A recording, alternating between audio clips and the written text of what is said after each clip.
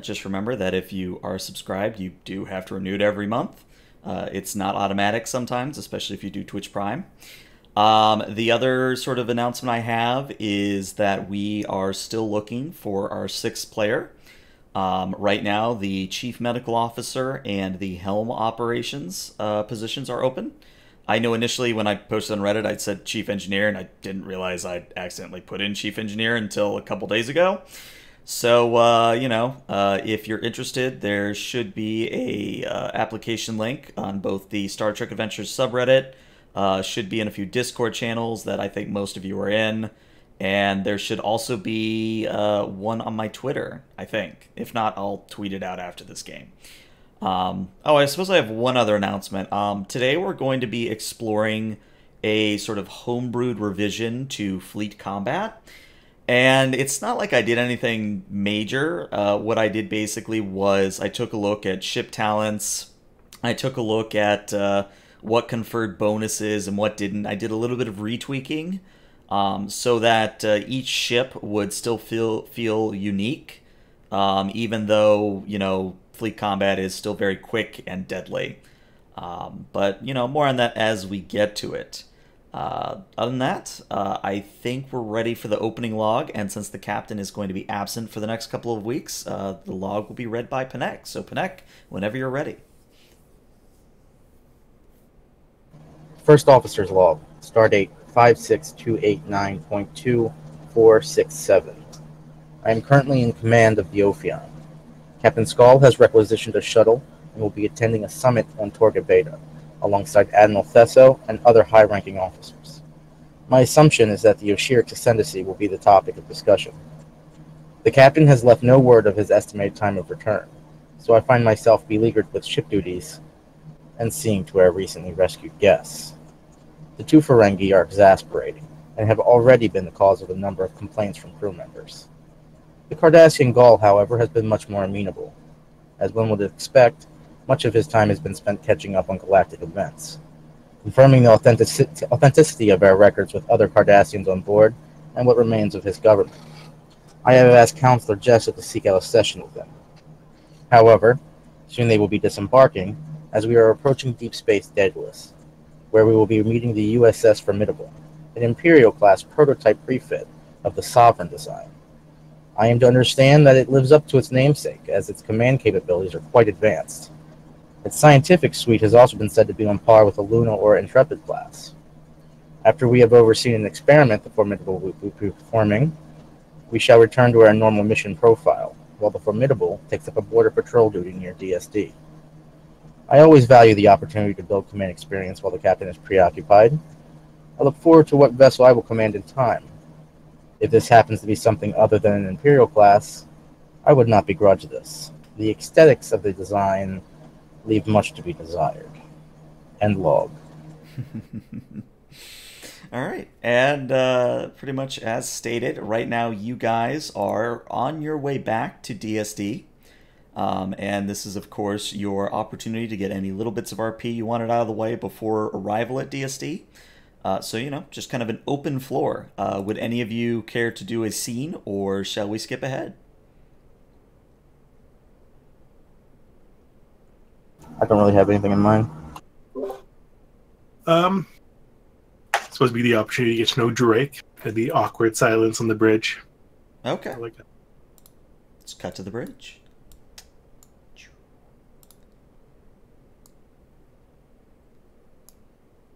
All right. Yeah. So, Lieutenant Drake, we haven't heard much from you in your past posting. Where were you stationed before?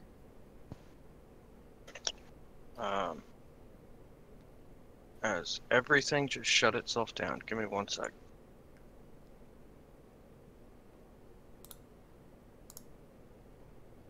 Most recently, serving on the USS Reliant as a convoy escort between DS9 and DSD, and even going back towards Earth and 001.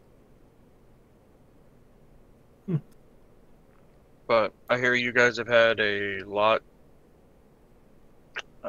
more interesting time in the ancient proverb way of interesting? It's certainly been an active few months out here in the Sibian Expanse, and a bit surprising. And so we decided we needed a dedicated tactical officer, I guess. Have you seen much action on that part of the ship? On the Ophion? Not Well, yet. yeah, on ships, have you had much experience fighting with in ships? I have. The Reliant ran into a couple of Orion raiders that decided they wanted what we were carrying in our convoy, but they were handled quite quickly. Were you around for the war? Did you see any action in that? The Dominion War? Yeah. Well, yeah, quite a bit. On the ground and a little bit in space. I was on AR-558 during the siege. I've been told that I was instrumental in getting us off of it, but who knows? I really, I don't know. I don't tend to talk too much about it, but that and the I guess you could say I was lucky that I was home on Terra, on Earth, when the Breen decided that they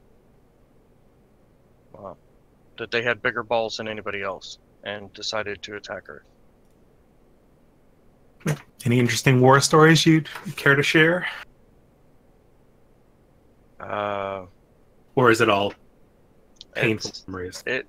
It's a whole lot of killing and a whole lot of friends dying. Yes, I didn't serve, unfortunately, I didn't serve at the front lines. I tried to do my bit, but didn't see a lot of action in that respect, for better or worse. But I also didn't lose many friends. Yeah, it's one of the hardest things to have to deal with. That's for sure. But hopefully now with the Dominion, I don't know, cow toad, whatever you want to call it, hopefully we won't see anything like that. Especially on a ship this size, because the Reliant, not very big. What class is the Reliant? I'm not familiar with that one. Miranda. Oh, okay.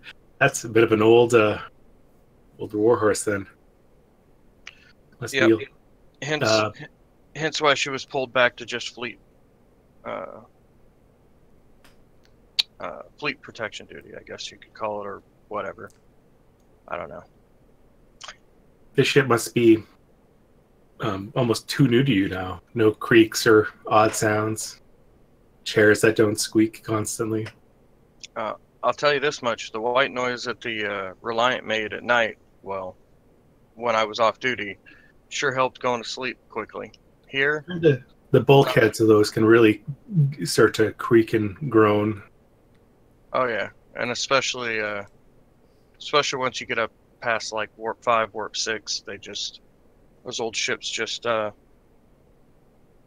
seem to have a song of their own. Getting nervous just thinking about it. There's really nothing to be nervous about. As long as your engineer knows what he's doing, then they'll keep the ship, mostly put together.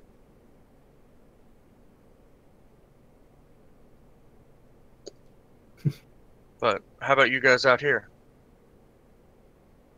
Anything exciting? Where to begin? We've seen giant celestial space dragons, mile-long ships with giant particle railguns. Murthrin took out a Lieutenant Commander Murthrin took out a giant colony ship with a sun. The sun was you guys. I believe it was Mr. Maddox's turn to use the trans-dimensional portal to do that. You're also forgetting the time the computer used the holographic emitters to turn the ship into a living being.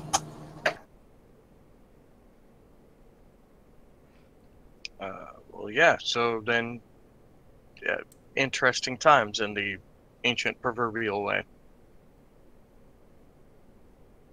Things are seldom boring. Well, things can be boring at times, but generally, when it is boring, we're not. We're enjoying the relaxation, knowing that something interesting is about to happen. Always seems to be a little bit foreboding once it gets kind of boring. Yes, you're waiting for something. The other shoe to drop, I believe, is the colloquial. Waiting for the calm to be rudely broken. Drake will kind of nod. I will say, though, it was worth it to be the first Federation vessel to see an actual ring world. Interesting. Yeah. And we made first contact with at least a half dozen species. Yeah, so I've heard.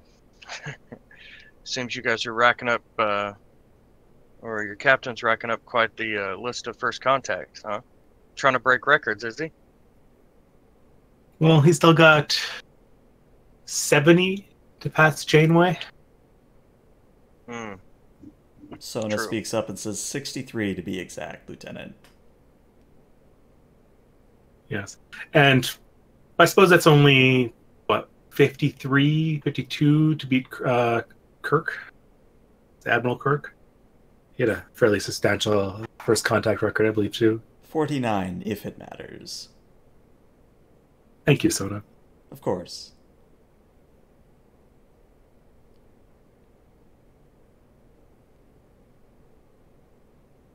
All right. Calm descends on the bridge. Yeah, calm just sort of descends on the bridge. You know, I always find it funny that we never see sort of just them sitting on the bridge, just sitting there in silence, all the beeping and, you know, the ambient noise. And they're just twiddling their thumbs. Yeah, they're just sort of, you know, I'm here. Okay.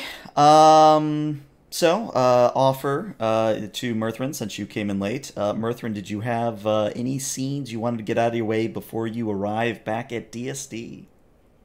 Nope, none specifically. All right, then. Then we are going to arrive back at DSD. So I will put us on this map. So, you know, next, we'll say probably about next half a day passes without event. Thankfully, Panek, the Ferengi don't cause any more reports during that time.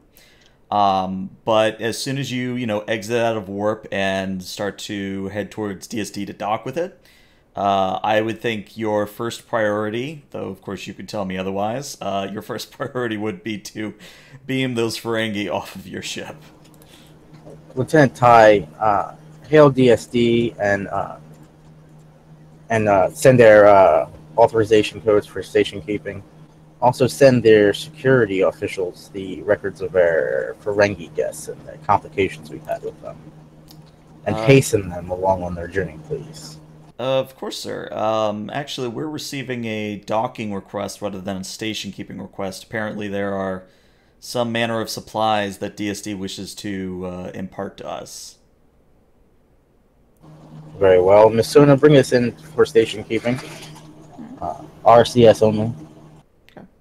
You know, so Sona guides you all in. And it is about this time, Panek, that you do get a chirp at your badge. And you know immediately, you know, as soon as he starts talking, that this is Dabar, the FCA member. And he says, "Ah, yes, Commander Panek.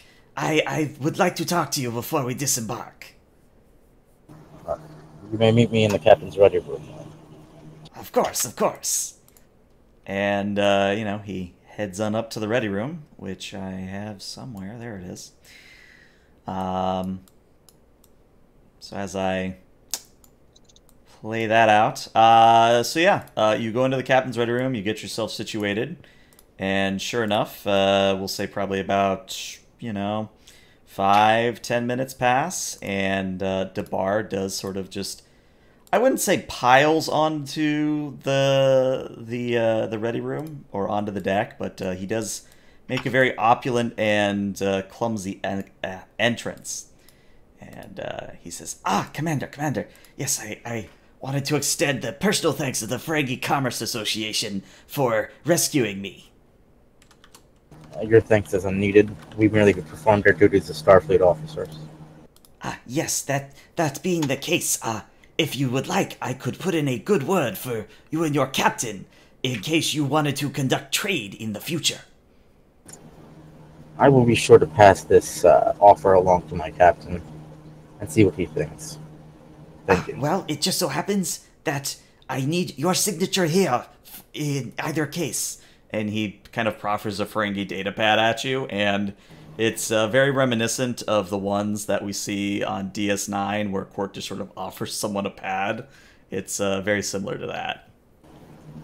My signature? And then I'll raise an eyebrow at him. For what? Well, we need to set up an account in your name. I have no need of the FCA's business. I will gladly take this and pass it along to my captain, however, and see what he thinks, but I have no need of your FCA. Well, if you insist, just know that it will take a couple extra months to set up if you do not sign now. I don't know what I will do with that extra time, thank you. So that just goes over to Bar's head, like he doesn't pick up on the sarcasm at all. He says, very well, Commander. Will you be seeing us off, or shall I simply go to the transporter room myself? I'm sure if you required an escort, I could have one sent. But no. I believe you can find your way. That is all right. I believe the Vulcan expression is live long and get rich. Something similar. And he does a very, very poor Vulcan salute. Like, the fingers are wrong. Like, it's 3 fingers and then 1 instead of 2 and 2. It's very bad. Oh, it's the shocker. I didn't want to say it, but yeah. Yeah, and Ferengi kind of have those, like, almost claw-like fingers where they can't really hold them fully straight. Mm-hmm. It's just all sorts of wrong. Now I'm just kind of staring at him, waiting for him to leave. Oh, all right. Yeah, he'll actually take the hint this time, and he will leave.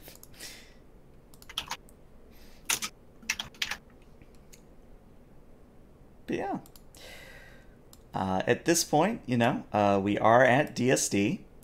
And sure enough, as soon as Sona, brings you on into the pad and the gantry is extended and connected to one of the Ophion's docking bays or docking ports, basically there's a little bit more downtime. The supplies you're taking on are pretty routine. It has simply just been a while since the Ophion has taken on fresh supplies such as food, non-replicatable materials, things of that nature. And as that's all happening, where is it? Yes, Zenixia does hail Murthrin. So, Murthrin, you do get a chime on your badge, and Zenixia says, Murthrin, if you have a moment, I had an idea in regards to our upcoming test with, I think it's the Formidable? All right, yes, I'm free right now. I'll come right down. Excellent. And, you head on down to main engineering. I'd switch this over, but I don't think there's a need. You go down to main engineering, and you see that Zenixia is, pretty much as she is in main engineering. She's very, I guess I would hesitate to use the word bubbly to describe her attitude, but she kind of slithers on over to you and shows you a pad and says, "It is my understanding, Lieutenant Commander, that we will be looking at some prototype weaponry as well as a new interface system. I wasn't able to get much, but I wanted you to take a look at this. And she hands you a pad, and sure enough, if you take a look at said pad, it is a very high-level overview of a tri-cobalt variant, a phased polaron beam prototype, say that 5 times fast, and a prototype interface system. And again, it's very high level, it doesn't really get into the nitty-gritty, but Zenixia has prepared what she believes to be a good series of tests for each of these systems. So I'll sort of look over that and sort of raise an eyebrow a bit at the polaron beams. I actually managed to... They've actually got to the testing phase of reverse-engineered polaron beams. Yeah, I found that really fascinating. Apparently the Dominion used them almost exclusively? Oh, yes, they were quite fearsome weapons. They're surprisingly powerful for their size as well. Hopefully we can reverse this. This test will prove that we've reversed engineered them to be just as deadly. That was always the downside with phases in the Dominion War. They were designed to be as non-lethal as possible.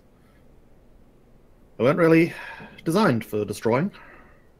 I actually found that a little bit fascinating. Apparently after the war, and she sort of motions around at the ship, the Starfleet mindset changed to one more of active defense rather than passive.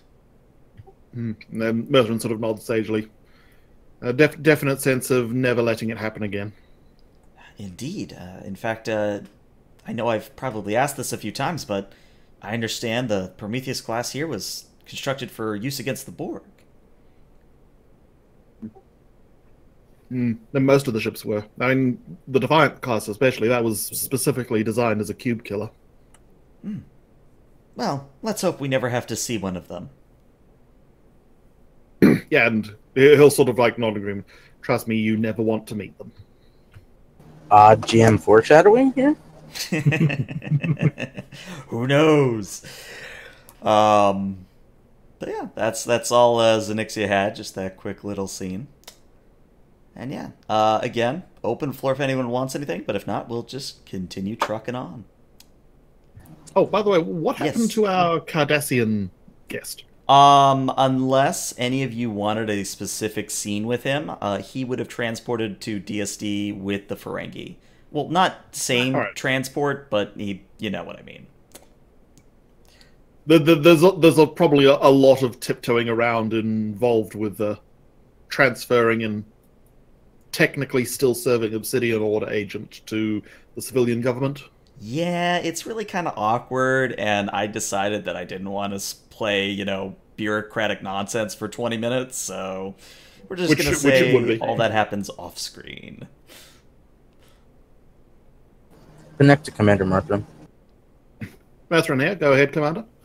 Since we're docked at DSD, is there any maintenance that needs to be done on the warp core?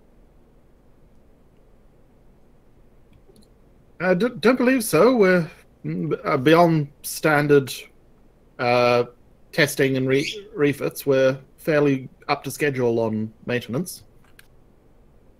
Very well. Submit your reports to me. Yes, sir. All right. Well, if no one has anything else, we will skip ahead. I do want to at least log that when not on duty, Drake has been seen talking with our Obsidian Order friend. Okay. If anybody actually overhears, listens in, anything, he's blankly telling him about basically the death of the Obsidian Order, but every now and then there's a kind of like glint of joyfulness in the fact that the Obsidian Order is not around anymore. All right. So has Drake had a chance to see the new toys in the armory, given he's a security officer? I'm sure I have. Yeah, I would think, actually, come to think of it, I think Svarja would have taken the rifle with her. She should have taken both, because she had her own, didn't she? Oh, yeah, that's right, she had her own. Yeah, she would have left the prototype. Trying to think. Oh, there was also the I forget the name. The TR something. Basically, board killing. the board killing weapon. Yeah, I would think. Yeah, Drake has. TR-116. Yeah. Thank you. Yeah, the Drake has seen the TR-116. Just wondering if you want to do a scene of testing the shooting the railgun. Is the TR-116, is that the sniper rifle that you like can the control Federation. like from DSD or DS9? Yeah, that one. That's one. It's got a modified transporter on the end of it, but it's the same rifle that shoots slugs. Mm-hmm. Gotcha. If anybody happens to be in there when Drake is in there, he actually doesn't pay it any mind. Maybe and then that's about the extent of it. All right. Yeah, I'm just picturing it. The Locke giving Drake the tour of the armory. Like, here's the TR-116. Done some custom modifications to the grip. The special shells we use here. Kind of a nanite-infused compression fluid that contain listening devices. So we can eavesdrop whenever we need to. If Modified phasers. if he's getting the impression that Locke is kind of like, look what I did, Drake will pretty much pick it up and kind of feel out and listen to everything he's saying, but handling the weapon as someone who has done it before, let's say, someone knowing with the weapon, and kind of just smiling and nodding in appreciation of all the changes. Yeah, it's just kind of like one of those, well, the Q007 scenes where it's like, oh, come see what I've done with the wristwatch with the laser in it. Let me show you what we've been doing. I'm 100% happy you said that, because that was kind of what I make Drake to be. Your 007 to Locke's Q. I'm going to require Locke. You're going to have to design a shuttle, and you're going to hand the manual to Drake, and Drake's going to throw the manual in front of it, and the phaser's going to shoot it, or the shuttle's going to shoot it, and we do lovely Bond puns for the next 5 minutes. I've rigged up an ejector seat for the shuttle. I haven't worked out a way to keep you alive after the shuttle ejects you, but it'll be really interesting once I figure that out. That is interesting. And Drake will look over at some random red shirt. Hey, come here. I need you to try something. So, over here we have an alien coil gun which fires 5-gram pellets with enough force to puncture 2 feet of uranium. Oh, God. It's a prototype. We haven't managed to replicate it just yet. Which is why we're doing this in the shuttle bay. Do not aim it at the hull. Well, Also point the hangar bay in the direction of the nearest star while firing. Just in case the slug goes through everything else, hopefully that it won't go through the star and the star will just absorb it. Or melt it. Or otherwise get rid of the evidence. Somewhere Newton's second law just starts screaming, an object in motion. You get the idea. Maybe that's his third. I forget the laws. Anyway. So it is noted that now Locke is officially Q. Have fun with that. Alright, that said, any other little scenes or things for the record people would like to enter in? I'll walk over to Drake's station. Okay. You know what? I'll actually put us on the bridge for this.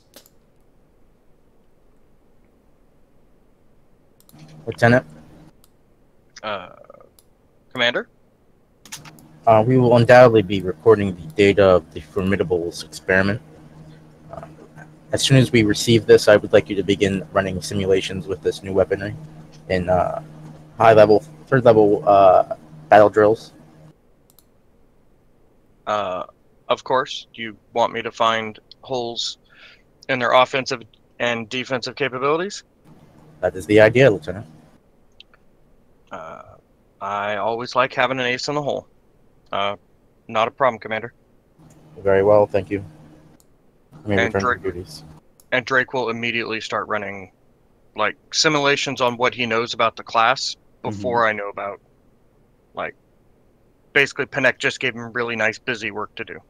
I gotcha. All right. Well then, Panek, as you go to sit back down in your chair, Lieutenant Commander Ty speaks up and she says, "Sir, I am detecting the Formidable dropping out on the edge of the system." On screen. All right, so I'll very briefly cut us back to here so you can see the side cut anyway. So dropping out on the edge of the Tau 805 system, the system does actually have a name besides just DSD. There is a Imperial class refit of the original Sovereign class, more specifically the USS Formidable, NX 95701. And it kind of looks like that from the side. Gotta adjust it for the stream. 1 second. There we go. That is meaty. Yes. So most notable about the design, which you're not really seeing from this side view, is that there is this prominent buildup along the upper surface of the neck and the rear of the saucer section. The saucer itself is thinner than the original design. Meanwhile, the nacelle pylons are very rigid, while the nacelles themselves are placed very forward on the design compared to, again, the original Sovereign.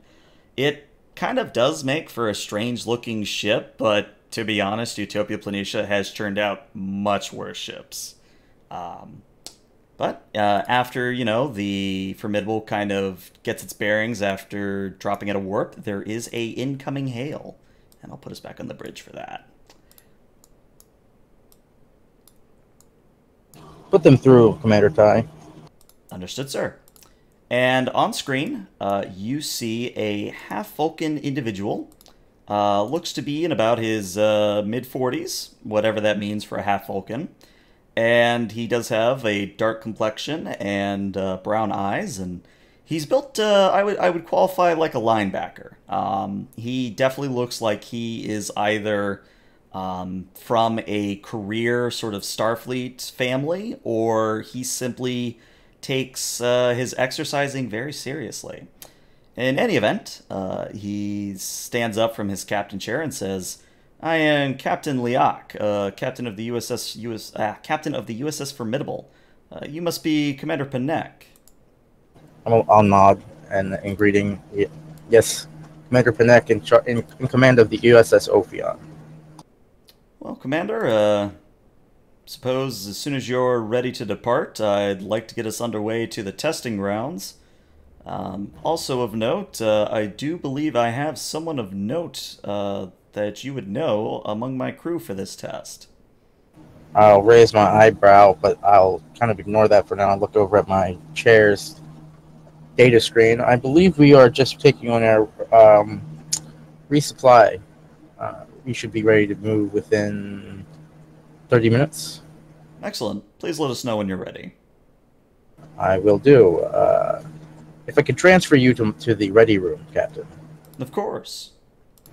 And then I'll nod and then give the signal to Commander Ty and get them and go to the ready room. Okay. So you can keep going as I set that up.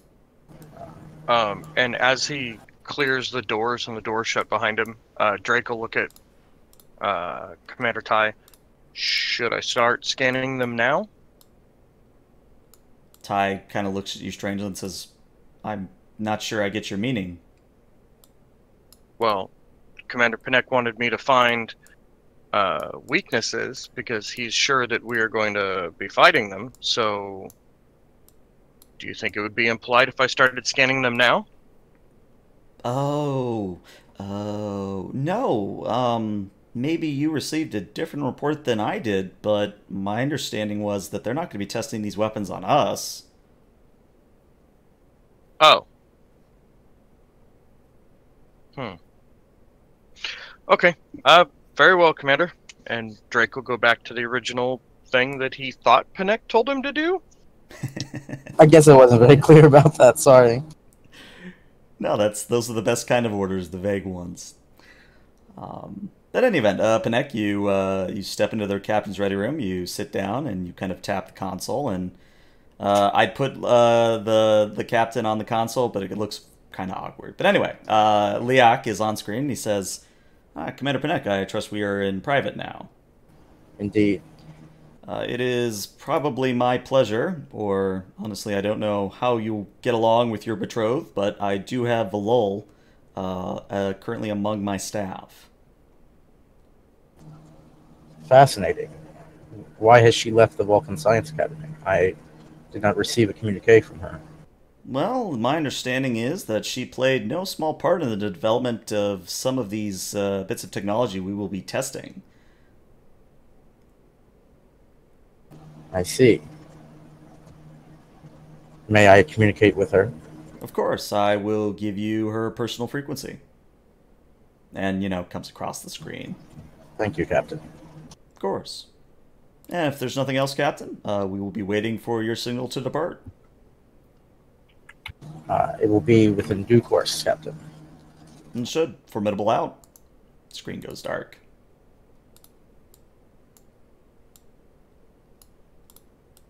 I just kind of sit there pondering whether or not I should call her right now or if I should wait until after the experiment. Mm-hmm. You're supposed to wait 3 days after the first date. You don't want to immediately contact her. Jeez, man, it's like you're like a teenager. But they're already betrothed, and they're Vulcans, so I don't know if any of that applies. Well, Betrothed when we were like 10, and I haven't seen her in like 60 years. So then, yes, it applies. You must wait exactly 72 hours since you are a Vulcan. Oh, yeah. Yeah, to the minute.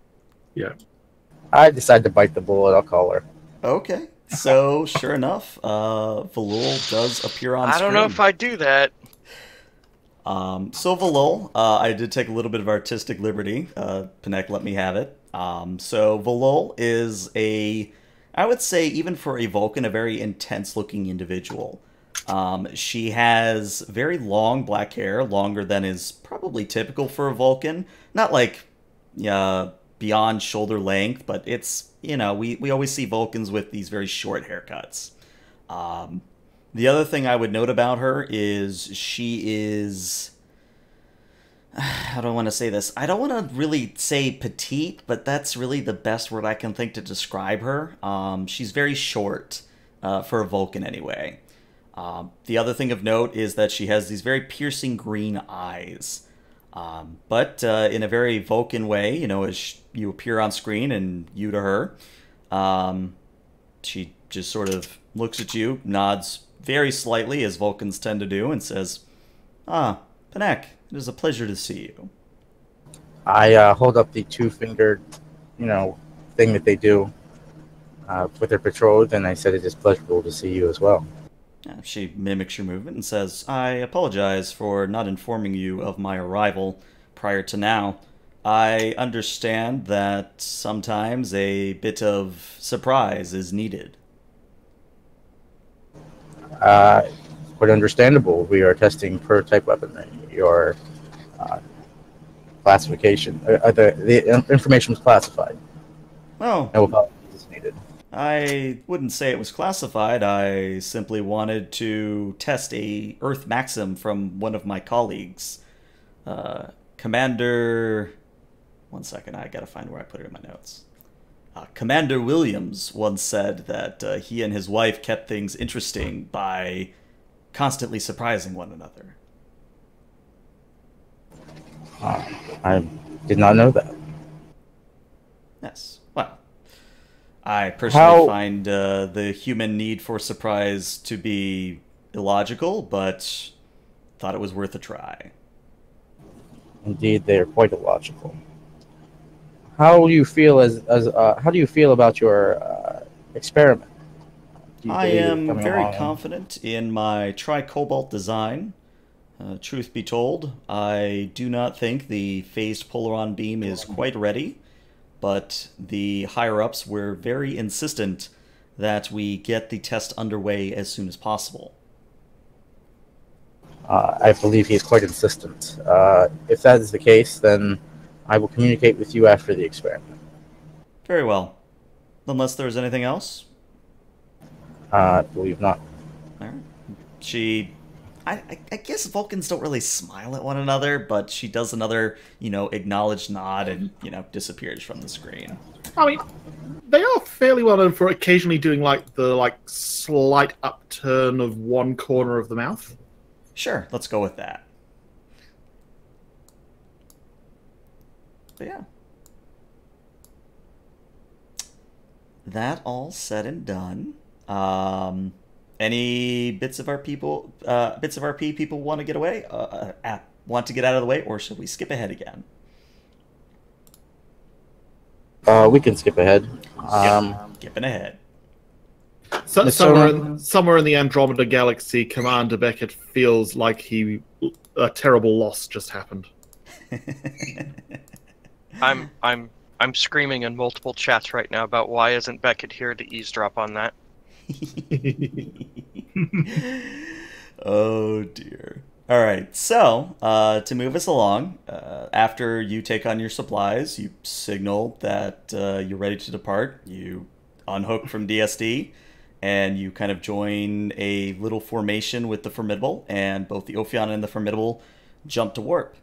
Now, the testing grounds are about half a day away, and again, unless anyone has anything, we'll say that that time passes uneventfully.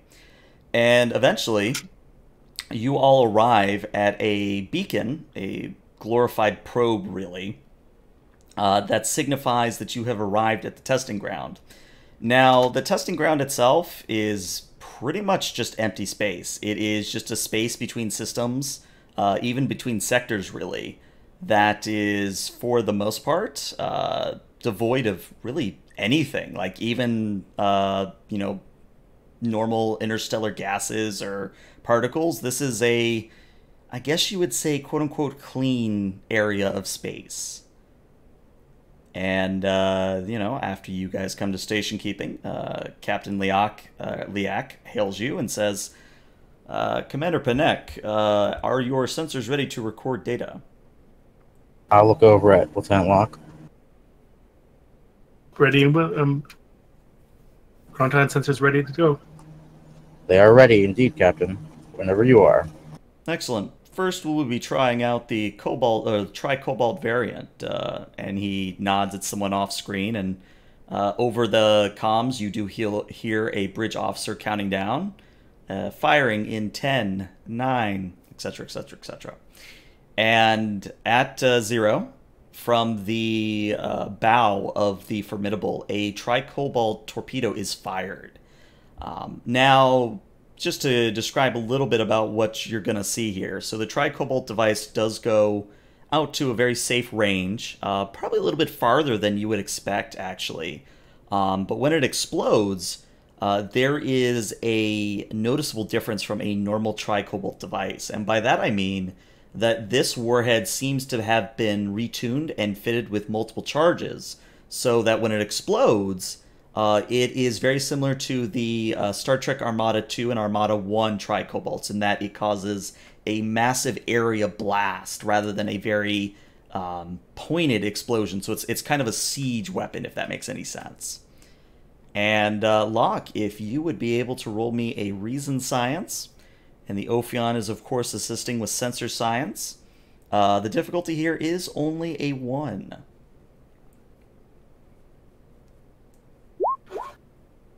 All right, well, that's a good start.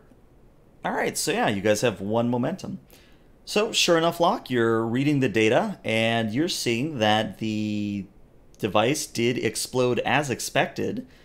Interestingly, though, it seems to have, I would say, about 15% more range on the explosion than was expected. Detecting a slight increase in the range, but other than that, everything seems to be well within the projections. And Captain Liak does look off screen and says, that's what we're getting over here as well. Are you detecting any disturbances in subspace, Lieutenant?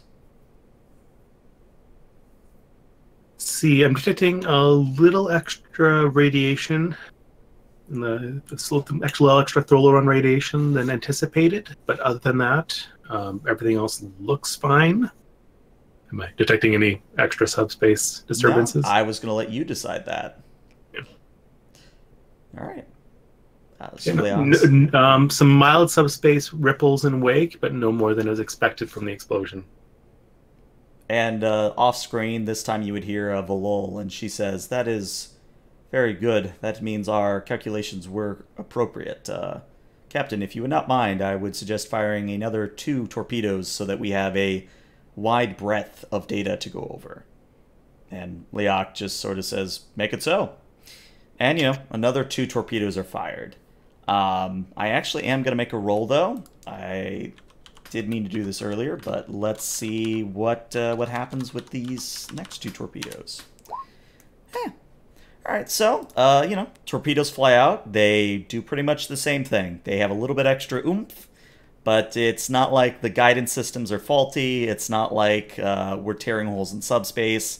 It just seems to be, on all accounts so far, seems to be a successful test of a potential siege weaponry. Or, there's lots of uses for a device like this, but siege is what came to mind. And Captain blowing Liak, up hungry space nebula that chase your spacecraft. Yeah. So Captain Liak says, very good, very good. Up next, we are going to require a little bit of help from the Ophion commander. If you could fire a Class 2 probe and have it outfitted with a shield array of some sort. Very well. Chief 10, begin modification of a Class 2 probe and launch on my mark. So, Tin actually reports, "Sir, I had already anticipated this based on the data I had received. The probe is ready to launch on your command." Very well. Mark. Alright, so Ophion launches out a probe. It goes out again to a safe distance, if it matters in game terms, about medium zones away. And the Formidable fires up its prototype phased polaron beam banks. And it charges up. There's, kind of that gathering of energy where the energy would normally fire out. But, it builds up and builds up and builds out, and then it just sputters. And Captain Liak immediately looks and says, "What happened?" And, one of the ensigns or red shirts off screen says, "Unknown, sir. But, Locke, if you would care to scan, you certainly may."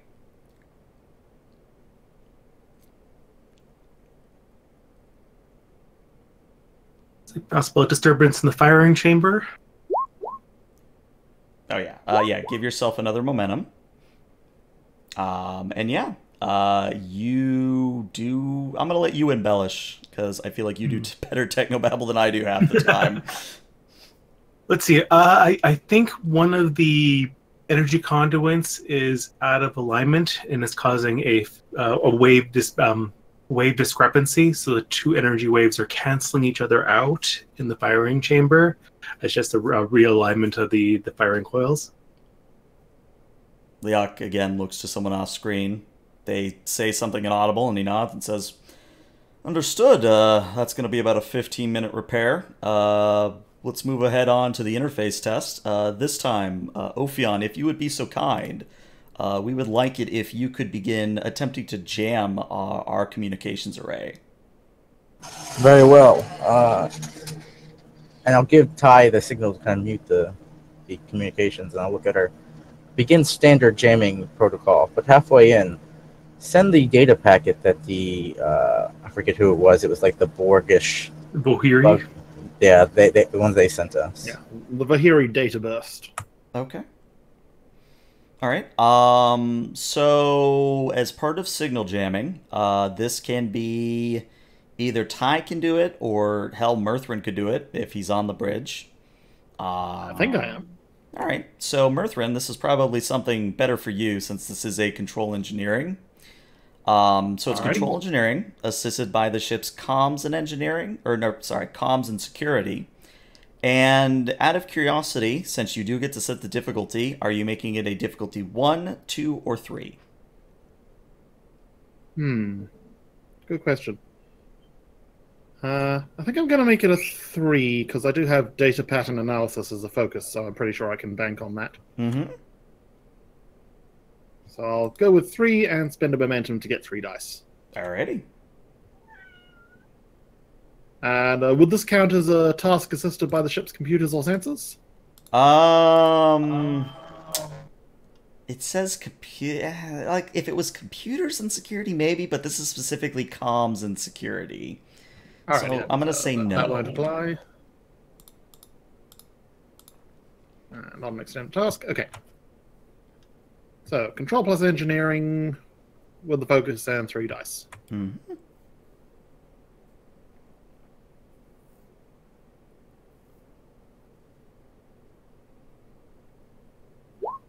Nice. Oh, nice. And let's see what the Ophion gets. Is it comms? Comms and security.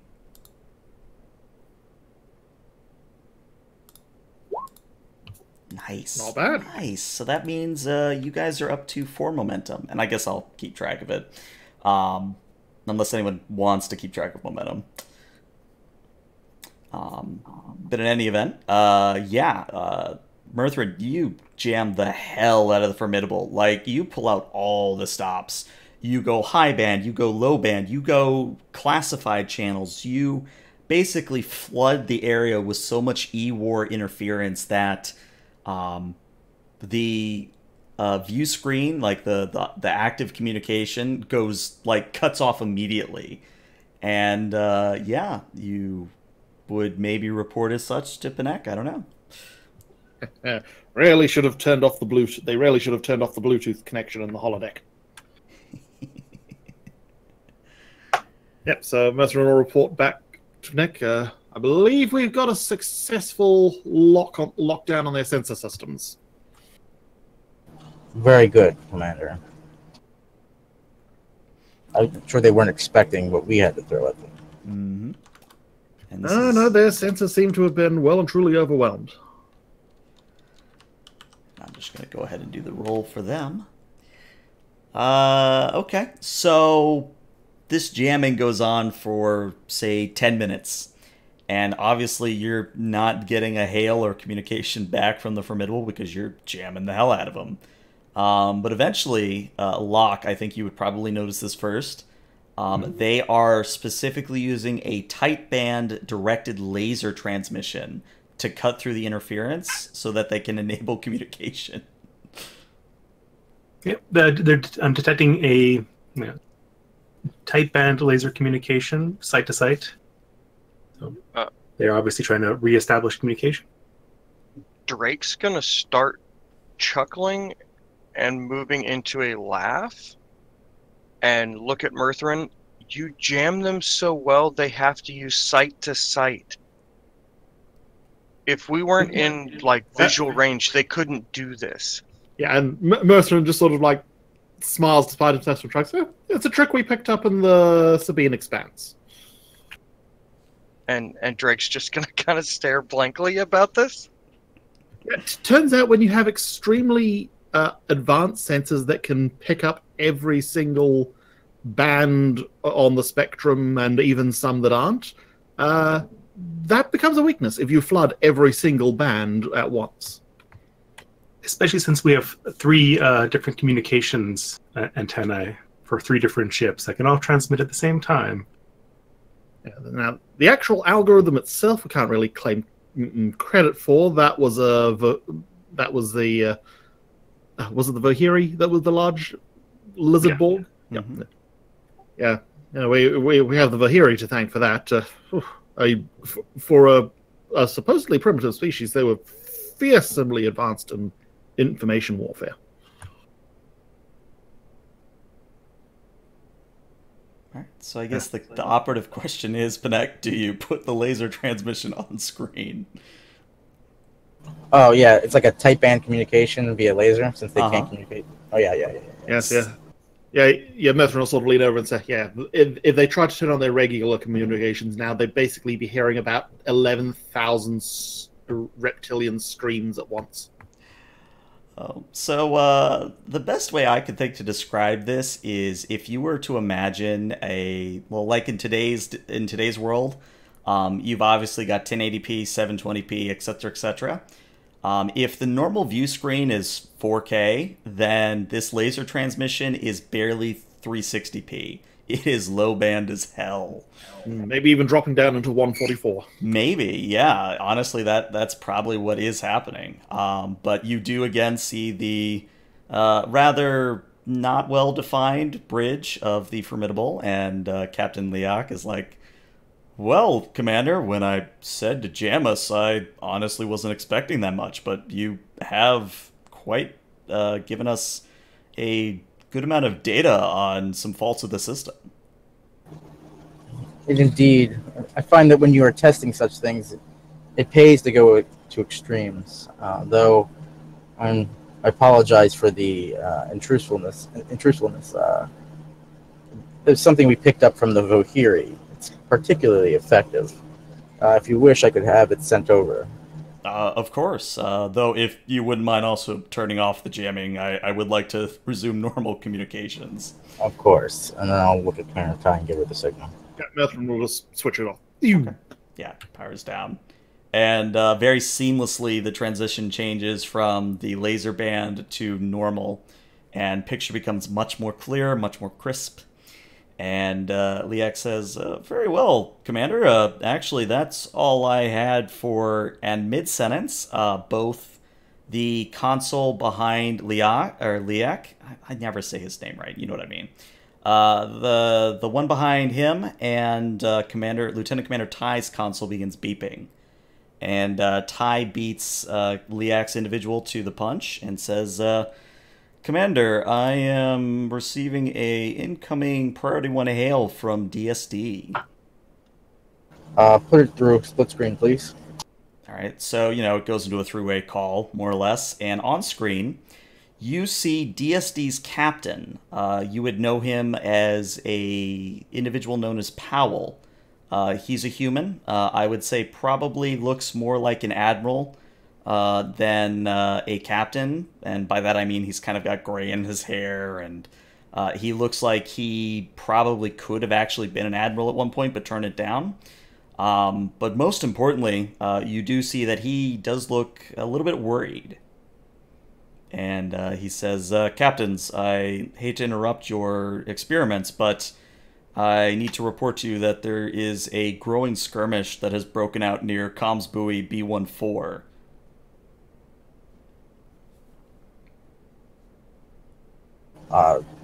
Shall we set course for this area, Captain? Honestly, you yourself, the Ophion, and the Formidable are the closest Starfleet vessels in the area, and it would definitely be advised if we could save the buoy we have in the Eastern Communication Nebula.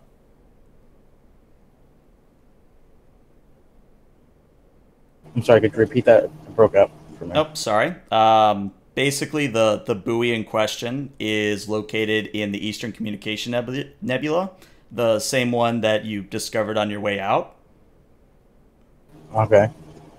And if it right matters, on the border between Romulan and Klingon space. Exactly. Yes, Oh, okay. And we're supposed to be keeping the peace in there as part of our mission profile. Very well. Mhm. We shall head directly for the demilitarized zone.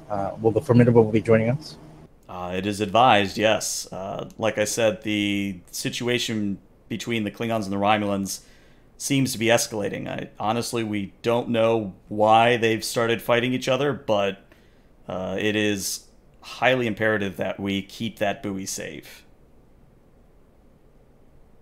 Very well, Captain. We will head there immediately. Ms. Tuna, bring us about on heading 273, Mark 095. Course laid in, sir. Commander Ty, I'm sending you some information on a particular Klingon ship. I want you to use the Communications Nebula to try and raise them. They owe us a favor, and I'd like to cash it in. Now there's a throwback. Yeah, I was going to say, as I scramble in my notes to remember what the hell the ship's name was. Sorry, I've got a good memory for some. No, I always appreciate throwbacks. Confound your Vulcan memory. Let's see. I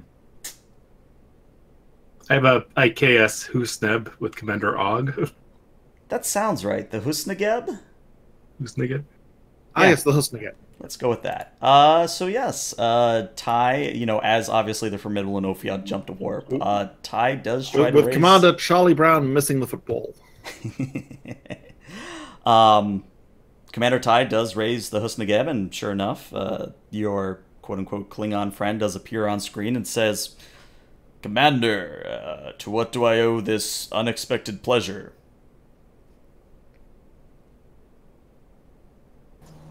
Greetings. I am currently, we are, the Ophion and another Federation ship are currently on our way back to the DMZ.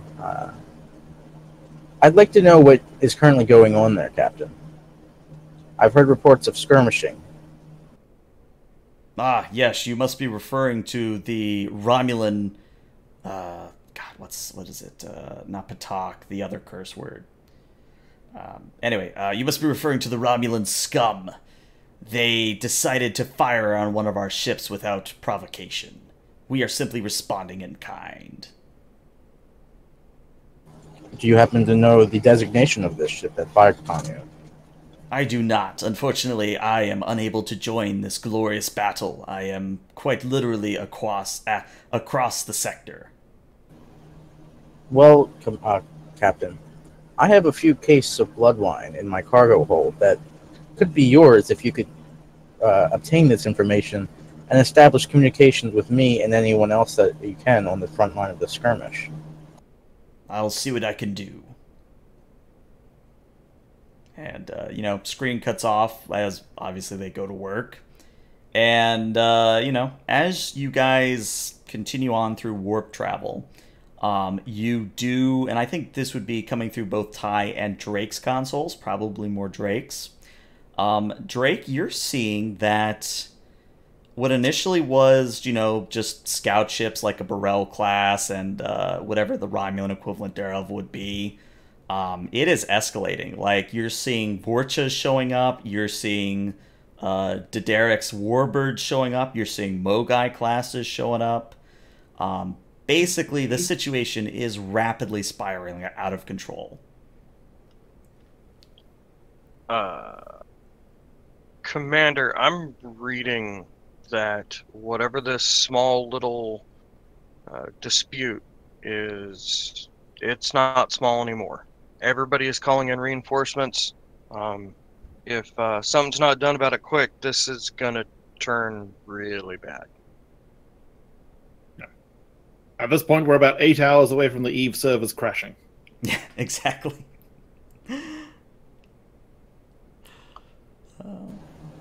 Can you determine the lead ships?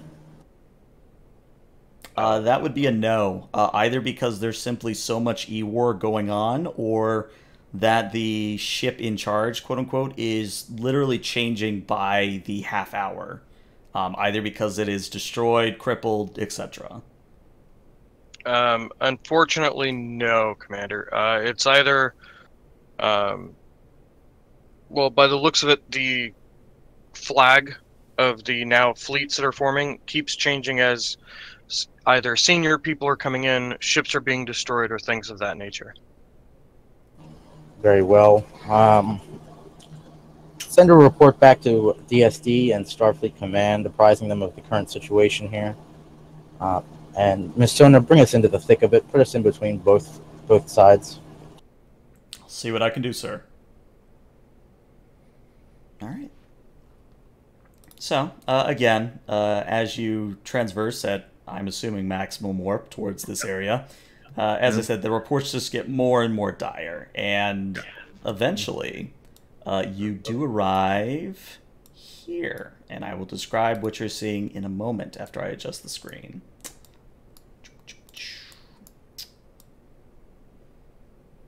Maybe not that much. There we go. All right, so the Formidable and the Ophion exit warp, and immediately collision alarms begin sounding as, at the same time, the view screen fills with action.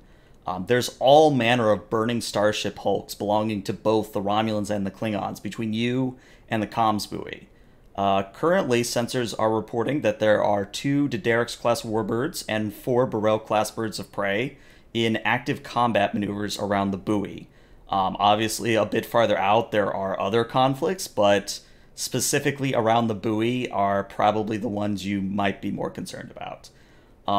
As for the buoy itself, it has taken a few shots, but luckily these seem to be largely superficial based on the reports you're getting from the buoy.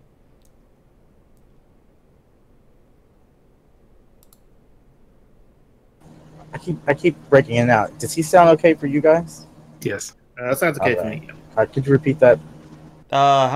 Where did I start breaking up? Right at the beginning, sorry. No, it's okay. TLDR, there's a bunch of spaceship hulks between you and the buoy. There are 2 Daedalus-class warbirds, 4 Burrell-class birds of prey, actively around the buoy. And farther out, there are other conflicts, so other, signs of battle and things of that nature. But we're specifically focusing on around the buoy. And the buoy itself has taken a few hits, but nothing major. All right. Lieutenant Cernus, bring us around to interspaces between the buoy and further attacks. Lieutenant Tai, inform the Formidable that we will be taking the point on this. Right. And then open a wideband communication to all ships. Inform me when you are ready. It's open, sir.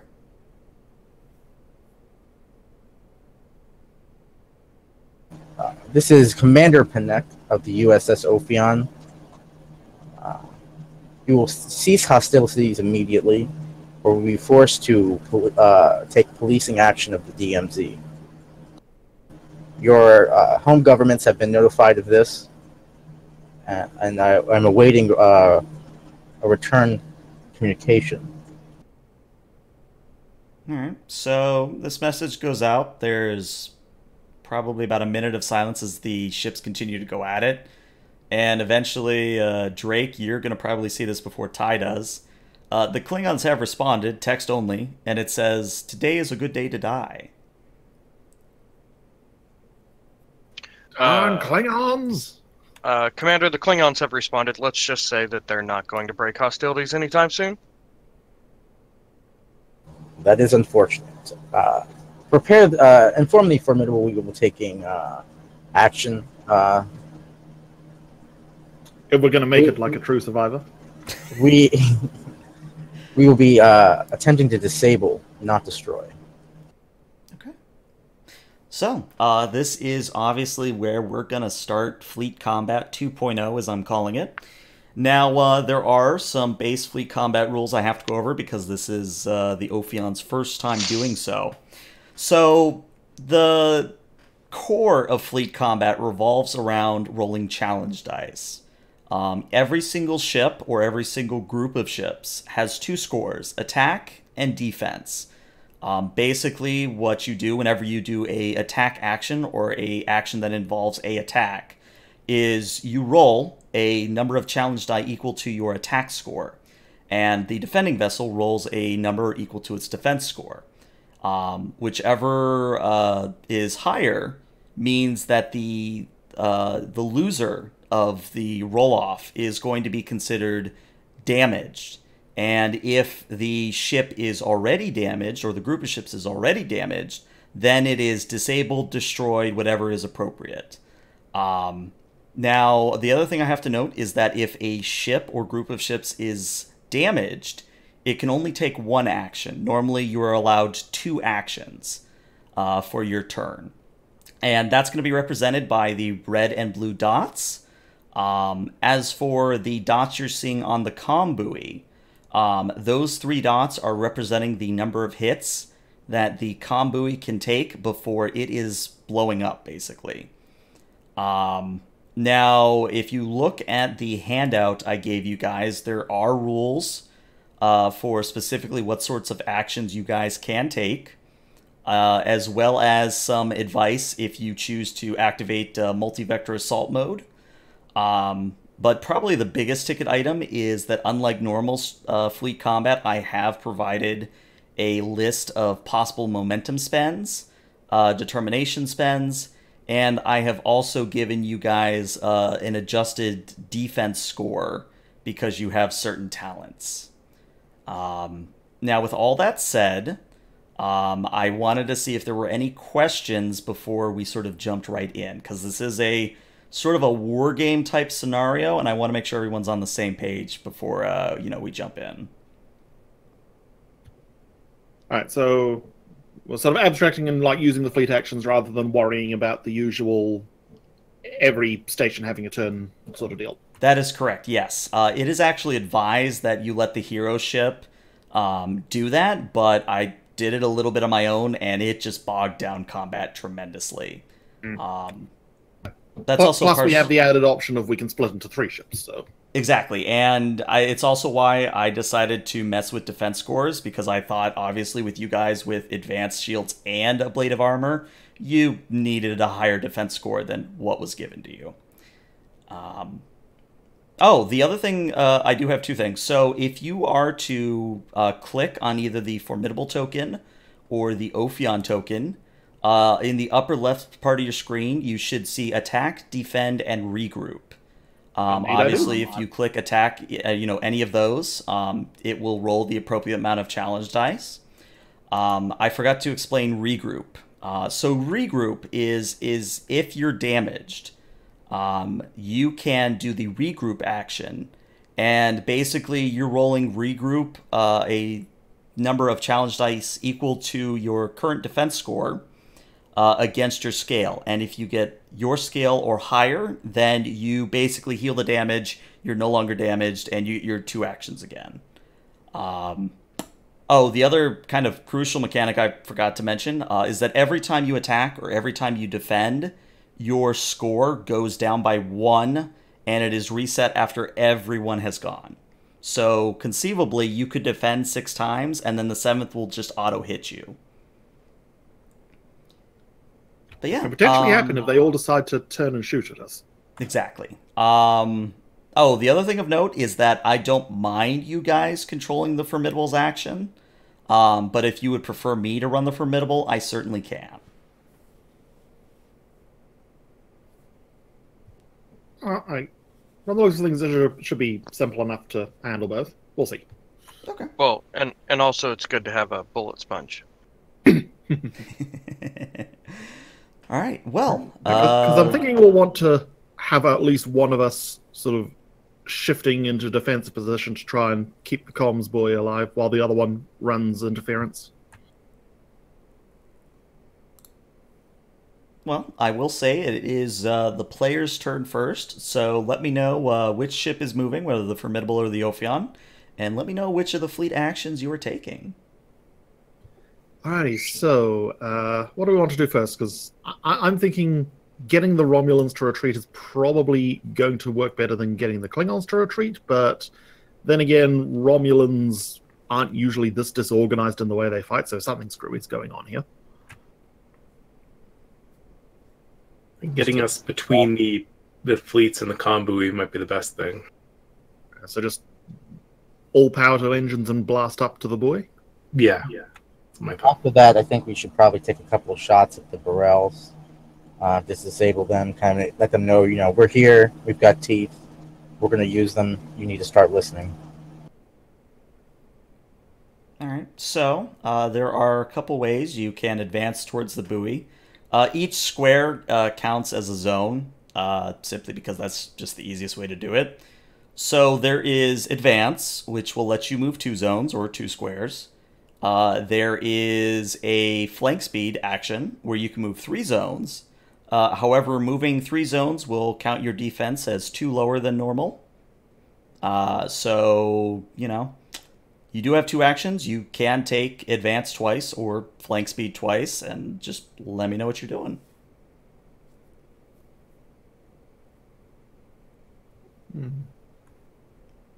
I don't want to give us any negative modifiers right now.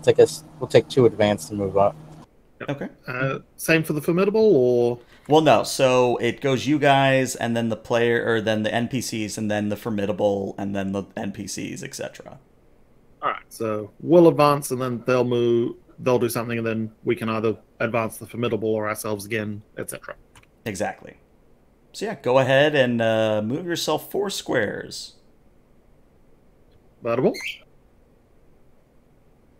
All right.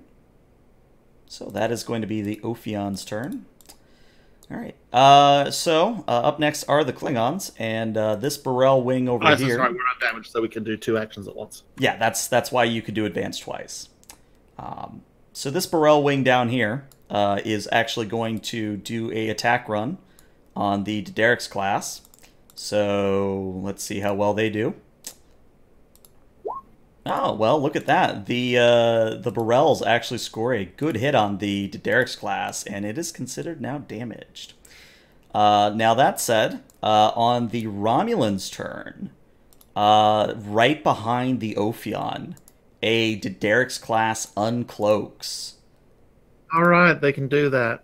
Yeah, and it is going to do a attack run on the Ophion. So it's going to move up to there. And it is going to fire. So one of you guys is going to want to hit the defense button. Alrighty. Okay. And let's see what the Derek's class rolls. All right. So mechanically, you guys have actually damaged them. So narratively, I'll say that even though the Derek's class decloaks and catches you off guard, Drake is prepared. And Drake, how would you like to damage the Derek's class? Probably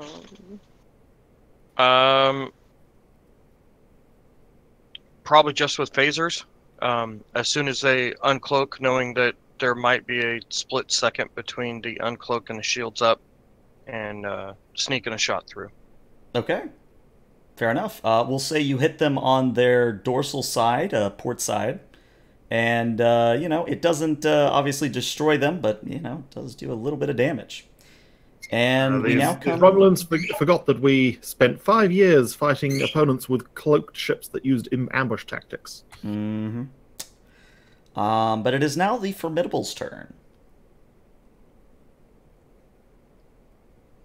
And I think they should go ahead. Move it like move us, do an attack run and get that Derridex off our ass. So like Definitely have them come in as wingman. so advance and then attack run. Yeah.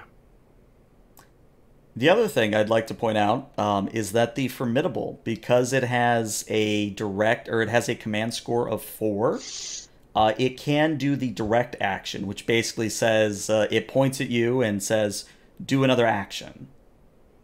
So maybe we have the Formidable sort of start advancing towards the other Deredex class up at the top and sort of direct us as it goes by. Mm-hmm. Now, the other thing that is in the homebrew section, since the Formidable also has the command ship talent, that means any effects that you may roll as part of your directed action basically count as vicious. So you have what is essentially vicious 1 on whatever action you take.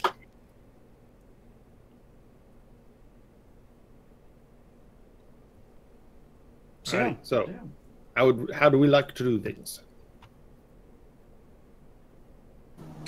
What is each one of these squares? Is that like a zone, like Yeah. short, medium range? Think of it instead of zones. I probably should have put squares, but yeah, just think of each zone as a square. So if he moved one diagonal down to the right of where he is, the Formidable, Mm-hmm. he wouldn't be able to hit that Deredex, would he? No, they would have to do a attack run to get in range.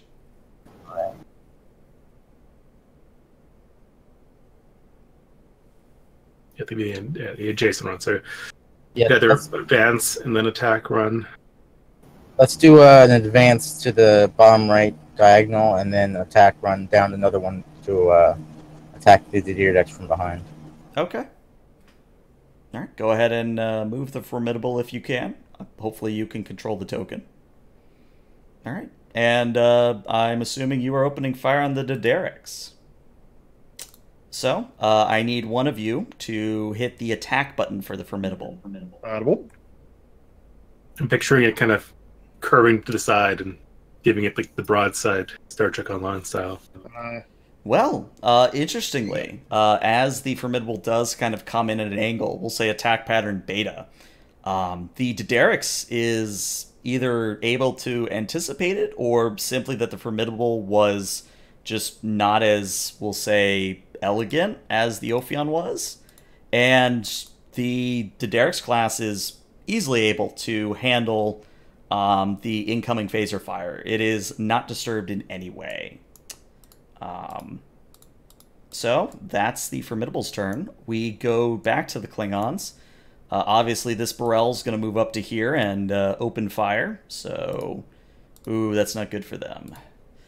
Okay, yeah, so this time, in a complete reversal, the Daederics class basically blows off one of the wings of the Burrell, the two Burrells, and it is now considered to be damaged.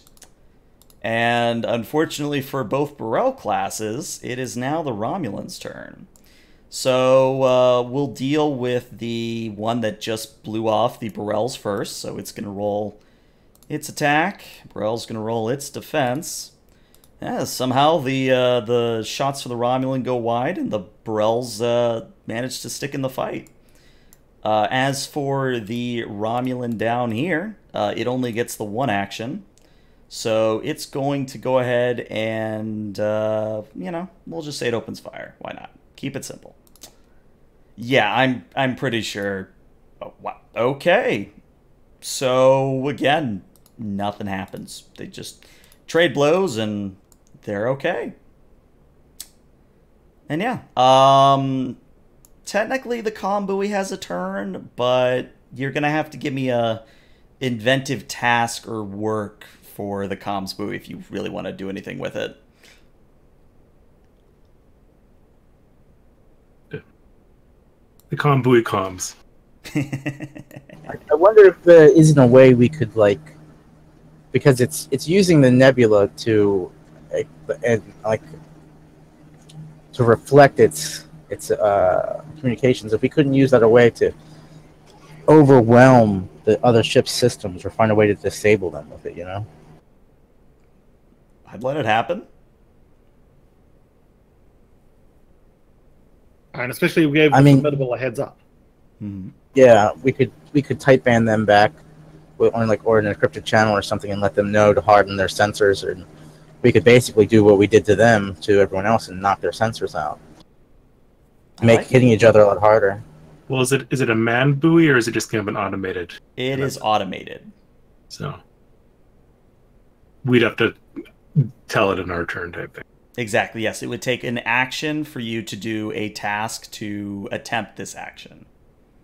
All right, well, that sounds like what we should do next. On our next turn, we should just transmit and then replay through it the Vohiri sensor jamming thing and kind of blind everybody. I mean, they can't keep trading blows with each other if they can't see each other. Fair. All right, so in that case, I'm going to hit the reset button. Everybody's scores refresh. Let me redot everyone. Yeah, I haven't figured out how to redot people. I can reset the attributes, but I have no idea how to do the dots. So if you know, let me know in the comments. Let's see. And one dot here. All right, so up first is actually going to be the Romulan's turn again, and it's going to be the Daederics between the Formidable and the Ophion. Its single action is going to be to attempt to regroup. And it does not. So it actually gets to move to here, but its single action is now gone. And yeah, it is now the player's turn. So either the Ophion or the Formidable. I'm thinking perhaps we sort of do... hang on, let me just double check how feint works. Yeah, we could feint and then attack run, because that's two actions. So we'd move one zone and then move again. Adjacent. Does diagonal count as adjacent? Yes. Yeah. I'm just thinking if we use the Ophion's 2 moves to feint twice up north, So they take a -4, and then the Formidable just blasts them as it advances past.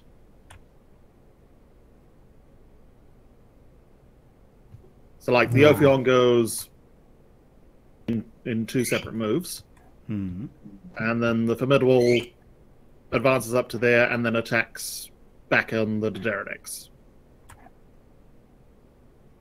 What think people? Or we could do a feint and then attack ourselves. That might be enough to get past them. Yeah. Actually, yeah, that's a good point. Like, if we feint and that's enough to do them out, then the Formidable can, like, dedicate all its movement to flanking. Mm-hmm.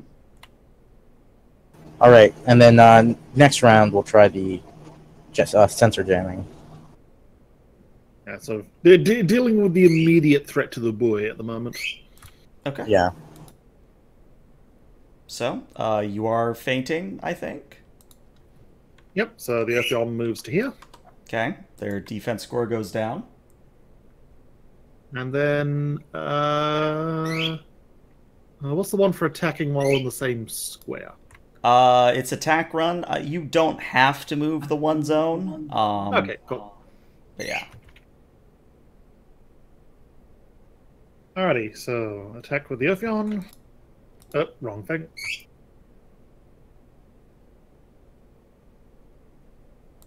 That's a 4. That's all you needed. So, Drake, since you are the one at tactical, how would you like to disable or possibly destroy this vessel?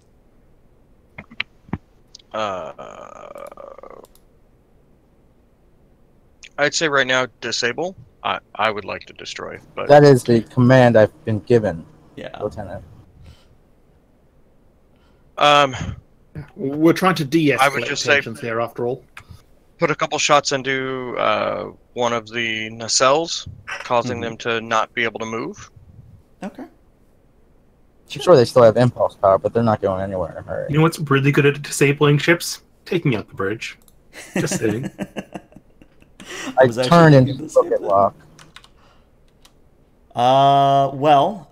Either for good or bad, Drake, when you fire on the Daenerys class, you do indeed hit the nacelles and knock their engines offline, but they are pretty much dead in space. They are completely out of power at the moment.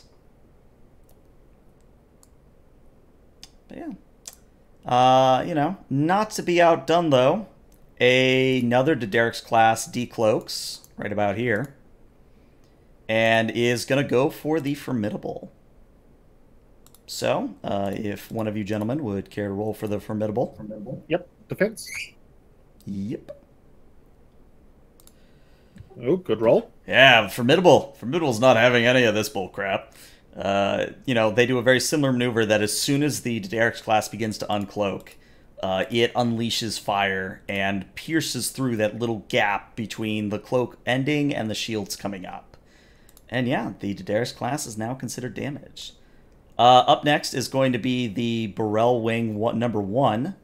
And the Burrell is not going to regroup because Klingons don't do that. They are going to go on what might be a suicide run against this Daenerys class. Well, 5 is a decent roll. 6 is even better. Yeah, so that is a suicide run. The Burrells quite literally, make for ramming speed against the Daenerys, but before they can actually physically connect their two hulls, the Daenerys class blows off the other wing and sends the Burrells into a tailspin. One of them does explode outright, while the other is basically a burning hulk in space. And it is now the Formidable's turn. Close range plasma cannons, they're vicious. Mm-hmm. Apparently it was a good day to die. Lieutenant Ty, have you informed the Formidable of our plan with the sensor, with the communication buoy? I have sent them the communication, yes. Inform them that they are to proceed in their place with us, with sending the signal. I want them to target all nearby ships and as many as they can forward of us into the rest of the engagement. Okay. So I did a little quick thinking here about how I wanted to do this. If well, whoever does it, either the Formidable or the Ophion, the difficulty you do on your signal jamming task is going to be the zones of effect. So Okay. if you do difficulty 1, it'll just do 1. If you do 2, it'll do 2. If you do 3, it'll do 3. And I'll put an aura on if that happens to be the case. Do we want to go for broke? I say 3. We Yeah. should be good. Alrighty. We'll get both of these to Deer decks at least, Okay. and the Burrells on the bottom right. Okay.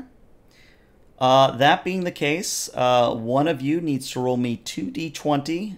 Your target number is a 15 or lower. You will crit on a 4 or lower, and I will roll for the ship, because I actually have the Formidable sheet in here. Let's see. Comm security. Security, applicable focus, and let's see what happens. That is actually right on the money, what you guys need. So, the Formidable on its turn will advance to here and do the action to basically override the buoy and turn it from a relay station into a, well, active actor. And let's see, do I have... Okay, it's 10, so this needs to be... I think this needs to be that. There we go. That's not quite right. Hold on. That needs to be 40. Nope, that's still too much. 35. 35. No, that okay, sure. Close enough. Close enough. There we go. All right, so anyone that is in this aura that you should hopefully all be able to see now.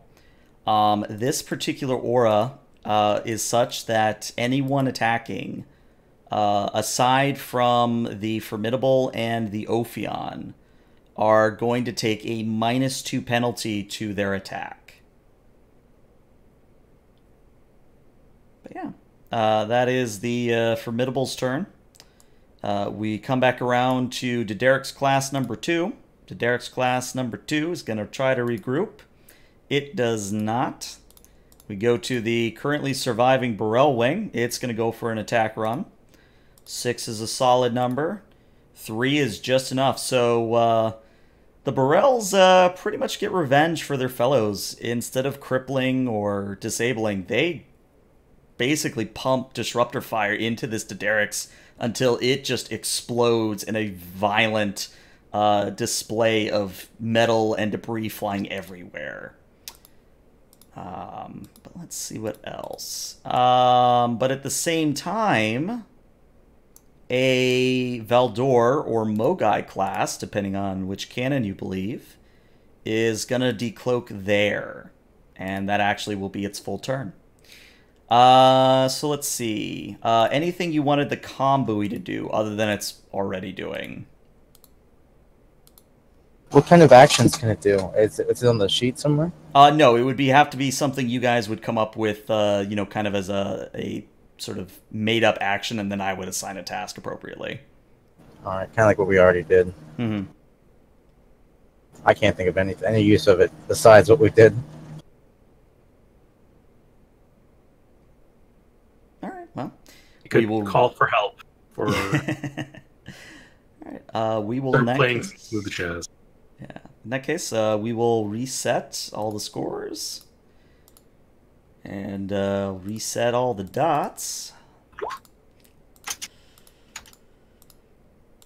Yeah, the most time-consuming bit of this is the dots, to be honest. If I could figure out how to automate the dots, we would be golden. All right, so, sure enough, we're coming back around to the players. So, what's the Ophion doing? What's the Formidable doing? You know, which one of you is going first? I think we should begin moving. I think we should advance one diagonal to the right of the Ophion and then attack run that Didier decks so that we're in a better position to intercept that Valdor. And then we'll probably MVAM, I think, for the Valdor, but that we can decide that later. And then the Formidable's turn can be used to keep up with that the Deerdex number 3 and kind of position itself between the buoy and the Deerdex. What do you guys think? Alternative, I think we could probably move up to here and kind of like do like at an advance and then disengage and just kind of put ourselves between and try to like tank the Deerdex. All right. Yeah, there's no like dodge or defend. Disengage is the closest one. Yeah, disengage is the closest. All right, we're going to advance one up to the right and then one further with disengage and take the +2 into defense. All right.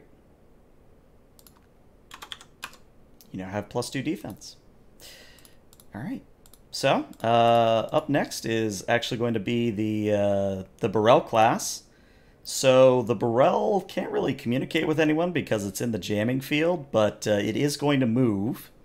So because the Burrell class has a con score of 4, it can actually move an extra square as part of its movement. So its advance gets it to here, and then it is going to do an attack run on the Derek's class. Now, of course, it is at a -2 because of the comms buoy jamming at the moment, but let's see what happens. But that is a very solid roll for 4 dice. But unfortunately, the Derek's class isn't having any of it.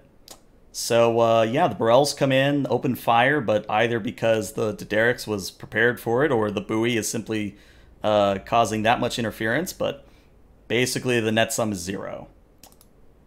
And up next, we have the Romulan's turn, and sure enough, the Valdor is going to come on in and attempt to fire at you guys.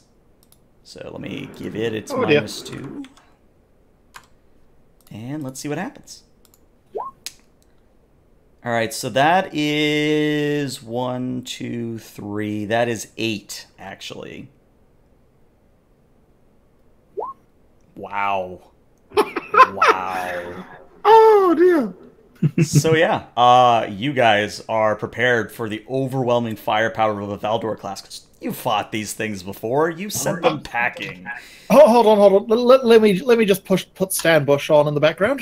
You got the touch. Oh, but yeah, you guys masterfully tank that, as it were. And up next is the Formidable. So what would you like the Formidable to do? Let's see what we've got. So do we want the Formidable to concentrate on disabling these 2 guys here, or do we want it to swoop up and help us with the Valdor? I think we've got the Valdor. I think maybe we should do MVAM next turn to kind of deal with that. And the Deerdex obviously is going to come in to try a wingman the Valdor. So I think the Formidable should focus on the Burrell and the Deerdex right now. Alrighty. So 2 attack runs on the Burrell and the Derek's each, or? Yeah, I think so. Okay. And because it might be relevant, remember, there are momentum spends that you could choose. Oh, yeah. Extra power is perhaps a good move if you so wish. That's right, we've got this one over here. Mm-hmm. And you do have 4 momentum by my count. Yep. Yeah.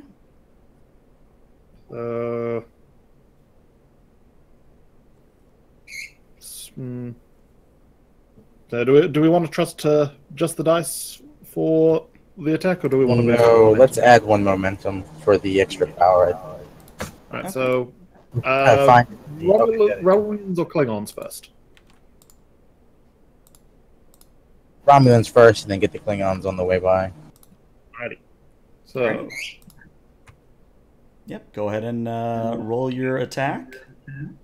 With an extra momentum? Well, I already added it, you're good. Okay, cool. Alright. Oh yeah, oh yeah. This to Derek's class is disabled. Yeah. Okay. So we'll say in a pretty much a copycat maneuver, the Formidable also focuses on one of the Derek's class's nacelles and completely just knocks it out of the water. It lists in space and is pretty much powerless. And the second attack run strafing the Burrells as it goes past. Okay. Another momentum, or?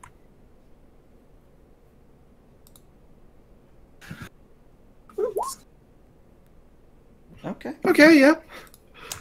Pretty sure the Burrells aren't going to tank that. Yeah, so the Burrells are hit, and as you hit them, you do get a hail from one of the Burrell classes, and it doesn't come on screen, but it is a very audible transmission, and it says, "What in the world are you Patak doing? We're on your side." Yeah. So I'd imagine Panek will be the one replying to that, or would the Formidable be replying? The Formidable's going to reply, but the Ophion would have picked up that transmission. All right. Yeah. All right. Well, the current only thing that's left is to Derek's class number 1, and it's going to come on down here. Actually, what it's going to do, let me check. It is going to move here, and it's going to use the feint action, so your defense goes down by 2. Uh-oh. And then it is going to do an attack run on you. Luckily, it is within the buoy's jamming range, so it is only rolling 4 challenge dice. All right, let's see what sort of defense we get. I think you can beat a 3. Yeah, you can beat a 3. So yeah, as it so happens, you damage this to Derek's class. All right, and anything for the buoy? No. I think it just stays there with the jamming field. Alrighty. All right, let me reset the current actors. So do fleet reset, and now add dots. Middle gets 2. Valdor gets 2. And you guys get 2. All right. And I believe, actually, it is the Klingon's turn. And in a very similar maneuver, a Vorcha class is going to decloak over here. And it is going to advance to here, but that will be its turn. And it is now the player's turn. Alrighty, So now- I'm thinking. Yep, Wait, so go if ahead, we go Michael. into multi-vector assault mode, that'll use 1 action, and then all 3 sections will have 1 action afterwards? Correct. We can also spend 2 momentum to get an additional action. That's the point. Because what I'm thinking is we split up, and then 2 sections feint the Valdor while the third goes in for the kill. Should we That focus on way. the Diridex though, because it's damaged? Good point. All right, let's have 1 section feint the Valdor, and then another attack, and then the third go in for the Dirdex. Yep, and then we can spend momentum to get an extraction if that it ends up not working out for us. Alternative, one could feint the Valdor. We could then attack the Diridex, and if we miss, we can attack the Diridex again. But if we hit, we can go for the Valdor. Just in Overcome. case it matters, it is something I forgot to mention. So your attack and defense are dependent on the scale of your ship. So if you do yeah. Our multi-vector attack assault will go mode, down to 3. yes, your attack would become a 3, and your defense would become a 5. What if we only split off 1 part? No, I do that. yeah, you gotta split. You gotta split into 3. Mostly because I don't have rules for only splitting off 1. I probably should. You gotta think on your feet, man.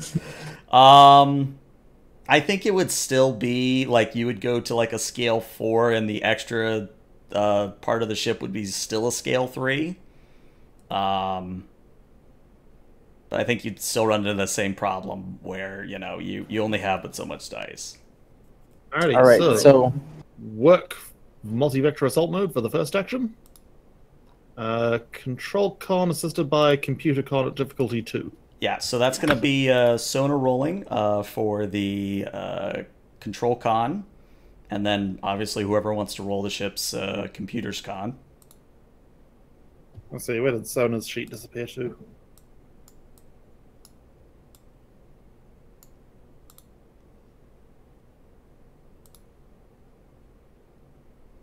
There we go.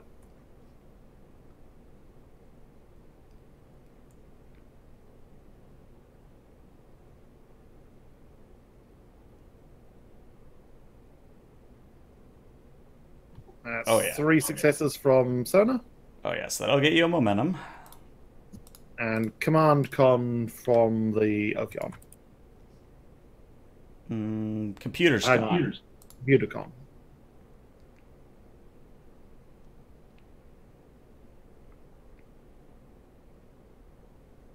And an extra momentum. Hey, look at that, another momentum. You guys are up to 5. Alright, so let me briefly move this token over here. And we will... Look out, we vanished. We're all dead. We fell into a crack in subspace. And you split into 3. Yep. Of course, you only each now have 1 action, but yeah. More dots. More dots. Alrighty, I should throw Nixie on here and see what happens. Alright, so which direction do we want them to, like, spread out, or...? I think Beta should move diagonal down, Gamma move down directly straight. Oh, wait, what are we doing in? We're feigning the Valdor first, right? Yes. So we'll move Beta to feint. Okay. -2 to their defense with that. Mm-hmm. And then, do we check the Daenerys or the Valdor first? I think Locke had a pretty good idea in case we do miss. So let's take the Alpha up 1 with an attack run against the Daenerys. Okay. Now, are you going to spend any momentum, say, for extra power? I mean, we do have 5 momentum. Let's spend a couple. Mm-hmm. Yeah, but remember we're going to keep 2 for the in case we need the. Yeah. So spend 2 now to get 2 extra attack. Okay. Let me get rid of the 2 momentum. Let me adjust your attack up to 5. Okay. All set? Yep, you are all set to hit that attack button. All right, a 4 and a 2. So yes, the Alpha section is able to disable this Daenerys. And would you care to embellish a little, or shall we just move on?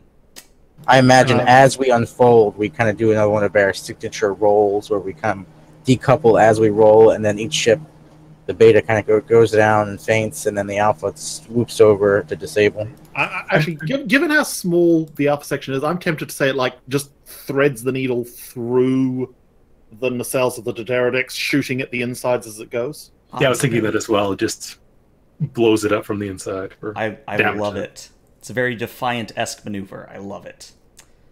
All right, that just leaves the Gamma section. Do we want to spend 1 momentum to boost its attack, or keep it? Let's spend 1, yeah. Okay. Spend 1 to boost the attack up by 1. Okay, let me do that. +1. Oh, we need it. There you go. Ooh, dear. Ooh, unless they roll really bad, this is going to hurt Gamma. Yeah, so unfortunately, the Valdor class is ready for your shenanigans. And the Gamma section is now considered damaged as across the... That's Gamma. So yeah, the flat section, where it would normally connect to Beta section, there are now pocket marks across it. There are breaches in the hull. And yeah, the bad news, there's actually 2 bits of bad news. Bad news, you can't undo MVAM until you stop being damaged. And the Gamma section now only gets 1 action. Oh, 3rd bad news, it is the Valdor's turn next. Oh, shit. Unless we spend to keep the initiative. Correct. Do we want to do that? If they hit Gamma again, Yeah. it's going to be really bad. I mean, the stills on that part, I believe. Alright, so spend 2 momentum to keep the initiative. Okay, that would be the last of your initiative. And so that's the Formidable's turn then. Yes. Yes, it is. So what is the Formidable doing? Swooping into the rescue, I'd imagine. Do we want to try and finish off the Barrels first, or do we want to swoop in and make sure we finish off the Valdor? I think the Burrells might not return fire on us. Yeah. They did seem pissed off we shot them. As you do. Alrighty, so attack run on the Valdor. Do we want them to faint first, or? Yeah, fainting would Well, bring the it thing is, down the to Valdor only still one has- dice. Yeah, the Valdor still has the -2 because it's still the same round. Mm-hmm. Well, no. So fainting brings it down another 2. So right now it has 3 defense, and if you fainted, it'd be down to 1, and then you could attack run, and it would be literally rolling 1 challenge dice. Yep. Alright, sounds good. All We'll right. do that then. So I'm pretty sure you guys got this, but for shits and giggles, let's actually roll it. Yeah. Holy shit. Holy shit. I'm tempted to say that without like blowing it up, we all virtually decapitate it. I mean, with a freaking 9, yeah. I tell you what, roll me one of you. Roll me a 1d100. I got it.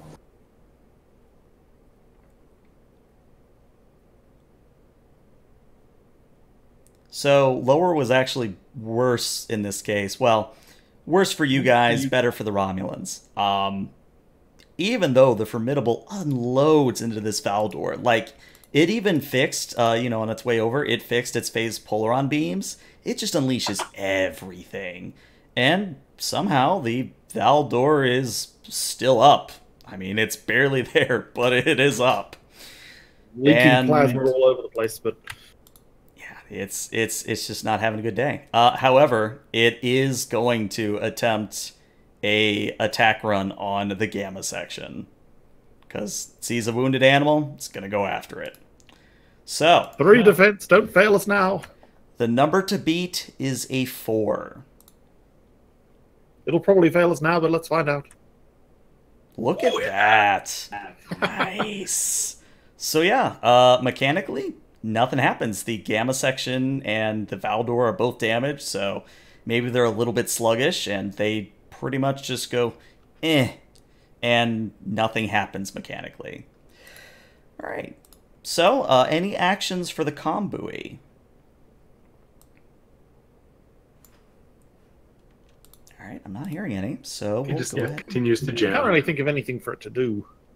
All right, well, we will go ahead and we will reset and redo the dots. Don't see enough dots. More dots now. Gamma has 1. Ophion Alpha has 2. Beta has 2. Oop. There we go. Beta has 2. And I think that's everyone. Oh, no. You know what I forgot to move before I do that? Not that it matters. The Vortex? The Burrell Wing 2 is going to regroup to there. So let's see if it does regroup. It does not. Okay. So up next, I believe it is the player's turn first. Alrighty. Do we want to have the Ophion finish off the Valdor? I say we could just flank it a bunch. Flank, attack. Or just flank attack? Yeah. Now, I will say, unlike the last turn, each section is going to go, and then it'll be another turn, and then another section can go. Yeah. Right, so they're treated like separate ships. Exactly. Yeah, it was only on the initial turn that I was going to let you guys do that. Maybe have Gamma disengage. Yeah, sort of get them away from the fight so they have an opportunity to repair. Okay. So that would be the one action for the Gamma section. Yep, so moves away 1 zone and defense increases by +2. Bring it back down. Move it towards the buoy so it kind of can take up a defensive position around Over that. there. Yeah, it makes some good sense. Okay. All right. So up next is the Valdor class, and the Valdor, in sort of a strange maneuver, what it's going to do is it's going to move to here, and it's going to feint the beta section of Ophion. So your defense goes down by 2. And then it is indeed... Oh, no, that is its one action. So it is going to feint the beta section, which might seem odd, because there's only one Romulan vessel on the field. There is however a Vorchar class bearing down on us. Mm-hmm. So on the Vorcha's turn, Panek, you are going to get a hail from it, because it is outside the jamming range. On screen, Lieutenant Tai. So on screen, you see a very angry-looking Klingon male. He holds the rank of captain, and he says, "Why have you fired on us, Starfleet?" We have transmitted our intentions perfectly fine. We are here policing this DMZ. As you can see, we've only been firing to disable. We have not started this conflict. If you will cease your hostilities and power down your weapons alongside the Romulans, we can get to the crux of this issue. Roll me a presence command. I'm going to make this a difficulty 3 to see if he backs down. Actually, no, you know what? I'm going to spend a little bit of threat. I'm going to make that a difficulty 4. Because he is an angry Klingon. Oh, yeah, he's pissed off. Presence command. Mm-hmm. I've got diplomacy as a focus. That would definitely apply in this instance. I still roll 2d20, right? Or 4d20? Well, you still roll 2, yes, unless you want to spend determination or give me threat for extra dice. Do you have a value you could use for determination? I'm just looking at that now. I've got events rarely follow the Starfleet training manual. Sure, that would apply. All right, so that's 3d20. Mm-hmm. Well, no, so determination means you can either give 2 automatic successes, and you still roll the 2d20, or you can wait until after the roll, and then you can re-roll as many dice as you so wish. I'll take the 2 automatic successes then. Okay. If I don't roll anything? No, you still roll the 2d20. Just you do start with 2 successes. You get a third virtual die that rolled the 1. Mm-hmm. All right. So, I see now. I get it now. Yeah, so you only have 3 successes here. So unless you have a saved milestone that you could then use for another point of determination, I'm going to say you are unsuccessful in your efforts to convince him.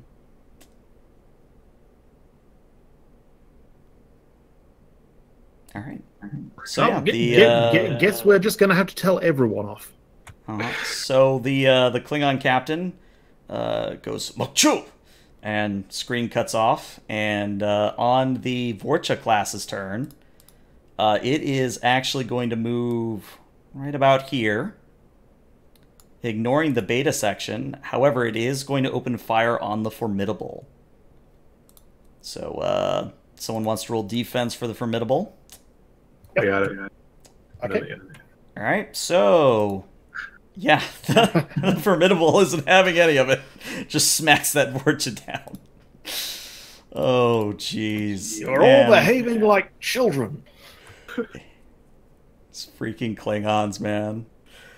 Oh dear. So they try, bless their hearts. Yeah. So actually, it occurs to me that I haven't been spending threat like I can momentum. So I'm going to be a little bit of a dick here. And I'm going to spend a total of 4 threat to not only give the Valdor class another turn, but to also give it some increased power to potentially regroup. I mean, we have been steamrolling them pretty hard. Yeah. And yeah, it is no longer considered damaged. Alright. And because of regroups, it comes out to here. So yeah, up next is either Beta or Alpha or the Formidable. Hmm. Let's see. Can Alpha reach anything? Not really. Hang on. Can it assist Gamma with repairs?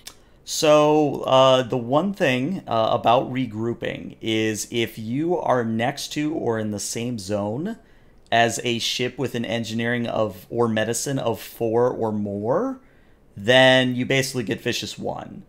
Now, if you also have talents like Rugged Design or Improved Damage Control, that target number is lower, but to my knowledge, you guys got rid of Rugged Design, so... I think we did, yeah.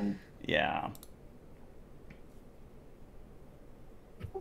We do we have engineering 4? No, you have Engineering 3, last I checked. Okay, so can actually help Gamma with its regrouping, so... We want to keep going after the Valdor. Well, it's back up to full health now. I think we should focus on the Vorcha and the Burrell since they're closer to the buoy. Yeah, because that is our focus, is keeping that thing online. Mm-hmm. So neutralize the Vorcha first. We could have the Formidable attack first by start with that. Yeah. So feint and then attack, or just 2 attacks? Let's attack and see what happens. Alrighty. All right. So attacking with the Formidable on the Vorcha. Okay. That's a 3. Ooh, so the Formidable, apparently the Klingon captain, who I probably should get a name for, Klingon captain is directing all of his ire at the Formidable because it was the one that opened fire. So the Vorcha's forward disruptor banks open fire and strike the Formidable across the saucer section, tearing open a not insubstantial hull breach in its saucer section. So the Formidable does immediately lose its remaining action because it is considered damaged. Right. Sorry, my bad. So up next is actually going to be the Romulans. And by that, the Romulan, the 5th Dideric's class, is going to decloak here. Oh, and it is going to move up to here using an advanced, and I'm going to spend a little bit of threat so it can. It's going to move up to here, and instead of firing on Gamma section, it is going to fire on the buoy. So if you click on the buoy, it should just have defend, but I don't think you're beating an 8. Probably not. Like, I think it is mathematically impossible. No. Yeah. All right, so the buoy's going to take 1 hit. So it's down to 2 hits. All right, and that just leaves the Burrell number 2. So it's going to see the Formidable, and yeah, you shoot a Klingon, he's going to shoot back. Yeah.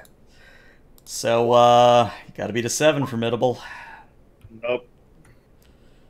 So I think that means it's disabled. Yes, so the Formidable is now dead in the water.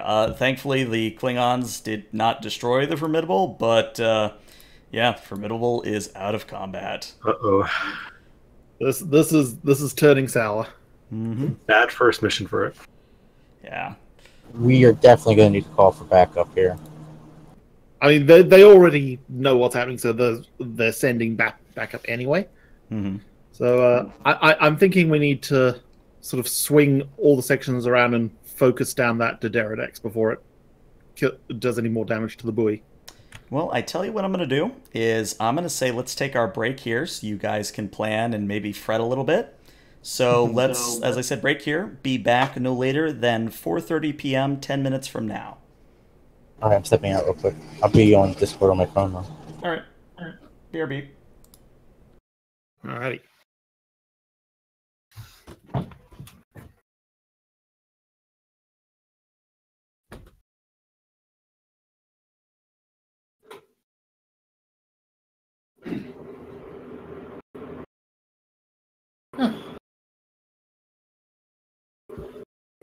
Been a bit of a hectic weekend of role-playing.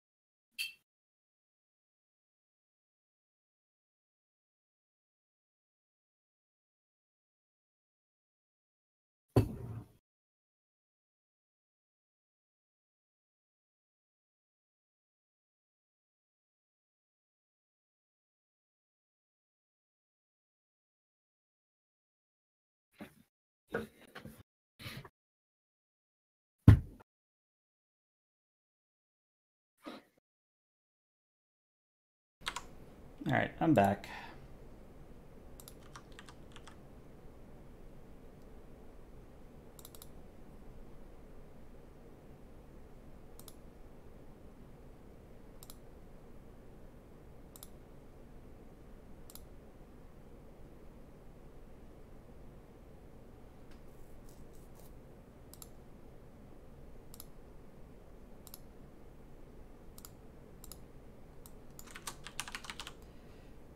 So, how's everyone doing? Pretty decent. Good, good. Yeah, then having a fairly hectic weekend of role playing, actually. What else is going on? All right, so in addition to the D&D, Mhm. there's this sort of indie RPG that I've been sort of following while it's been in beta testing. Mm-hmm. It's a little RPG called Interstitial, and it's basically a Kingdom Hearts RPG with the serial numbers filed off, so it's not legally actionable. Huh. Now, So, I do have to ask, does this mean that, how do I want to say this? Basically, you spend half the time expositioning about who knows what? Not entirely sure. I mean, we only did the one shot, so it was fairly loosey-goosey. But, yeah, so... Yeah, the creators are also doing an actual play, which is turning out to be quite entertaining, because the party is, like, one of them's playing, like, an OC, who's just, like, a teenager who sort of ended up adrift when all the worlds got destroyed. Mm-hmm. Another one is playing Marsh from Final Fantasy Tactics Advance. Okay. I mean, I'm vaguely aware of the character, but okay. Yep.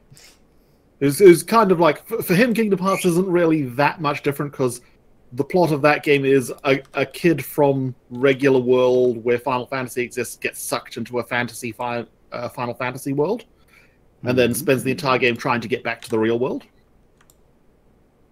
One of my favorite Final Fantasy games, by the way. Yep. Another one's playing Roxanne from a Goofy movie, but like burnt out college dropout Roxanne. Okay.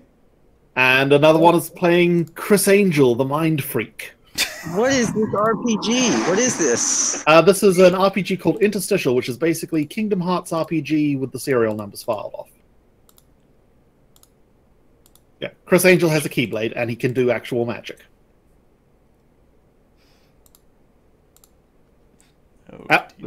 And also, technically speaking, he is a Disney property. Because the parent broadcasting company is owned by the Disney Corporation. I did not know that.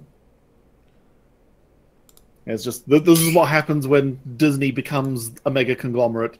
Basically everything is owned by them.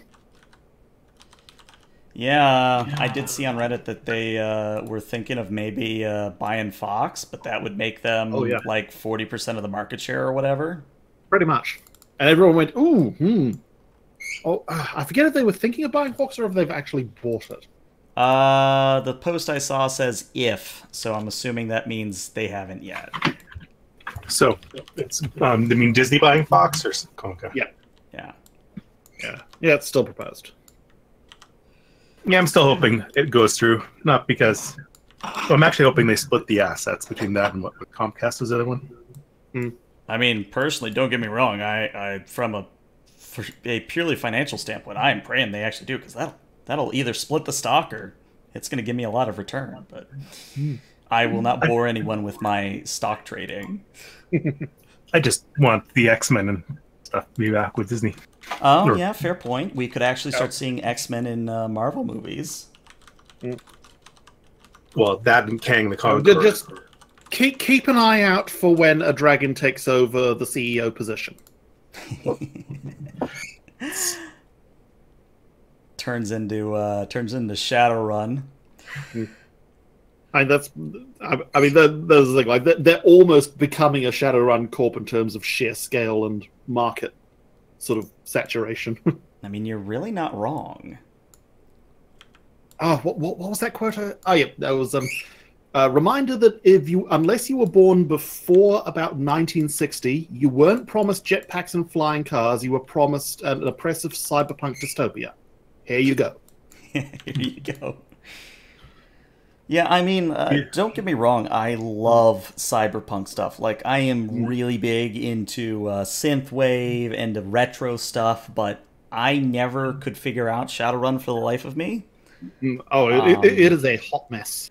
Right, and again, as much as I love the idea of it, I don't think I could ever run a game of it. Yeah, it's weird, the idea of here's a cyberpunk game, but there's magic. Why? Because reasons.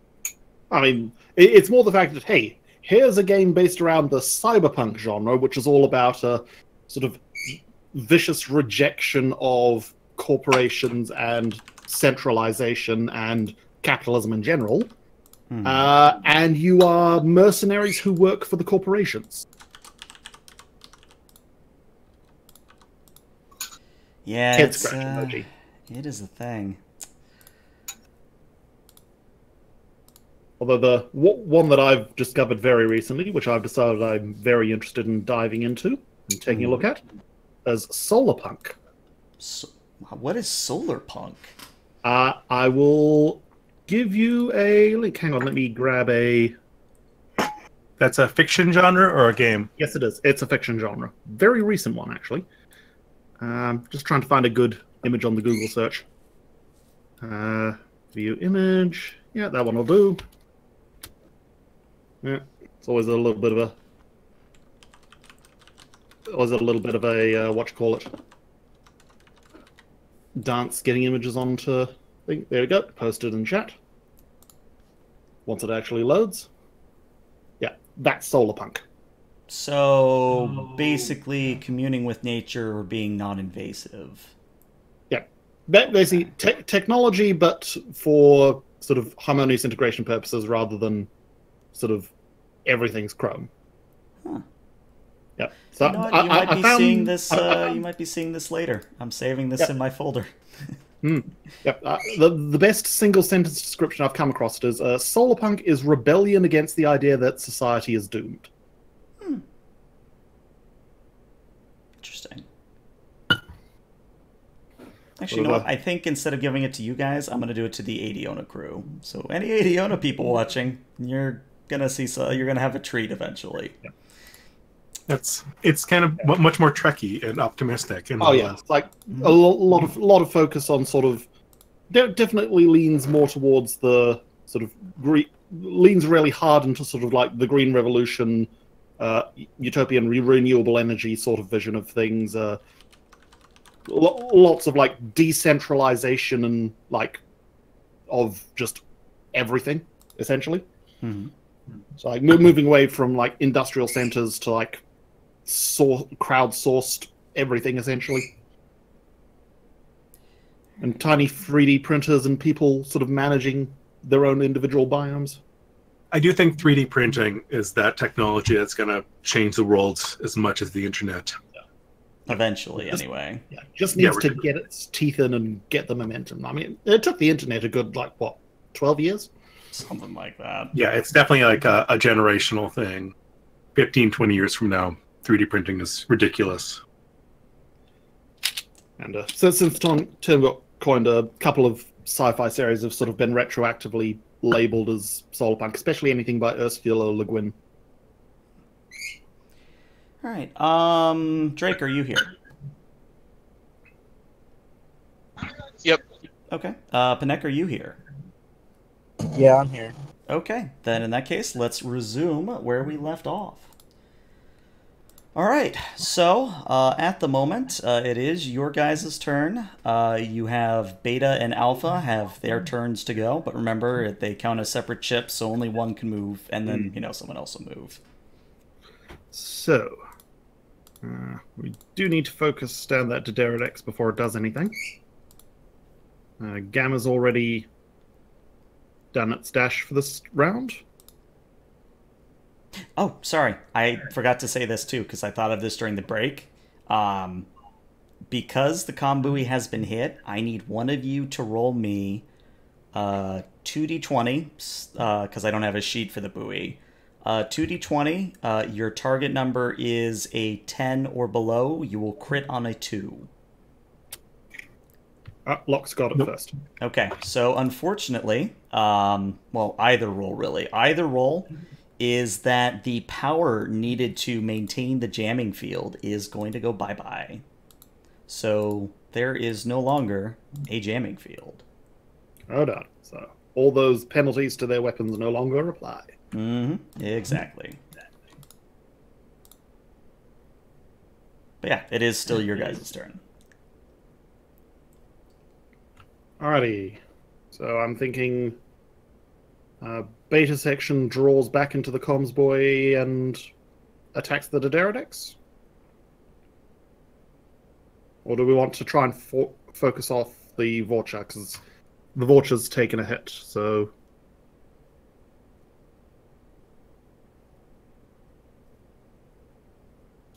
Well, the Vorcha really had a problem with the Formidable.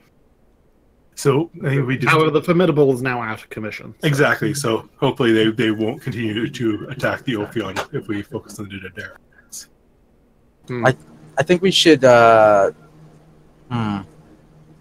we can't really do anything to...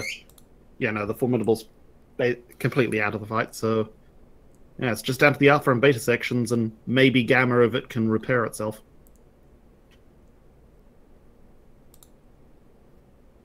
I think the Gamma and the Beta need to... I don't know, see, because we only have so much power with these split ships. Hmm.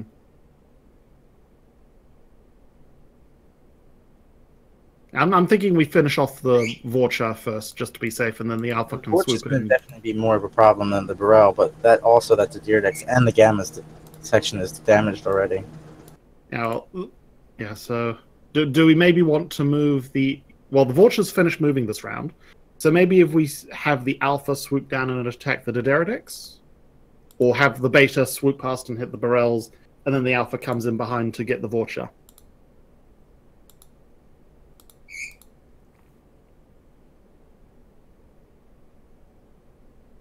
Oh, do I still have audio here? Oh, no, you do. I think we're all just thinking. Oh, yeah. Yeah, this is... has the Burrell used up all its yeah, actions? I forgot to mark them off. Yeah. Oh, okay. That makes life a little easier then. Yeah, I think actually it is just literally the Beta section and the Alpha section that are left. Alright, so they'll be able to move after each other without a problem then. Yeah, my personal thought is we need to take care of that Valdor. So I think we should have like the Beta section like get up there and faint twice, and then have the Alpha section come in and hopefully finish it off. Mm-hmm. Okay. Sounds like a plan. So like have the Beta section go faint, and then the Alpha section advances and then attacks. Correct. Okay. Alrighty. All right, so go ahead and move the sections where you will. I will subtract 4. Beta goes there. Okay. So 4 from there. And then the Alpha goes advance and then attack run. Okay.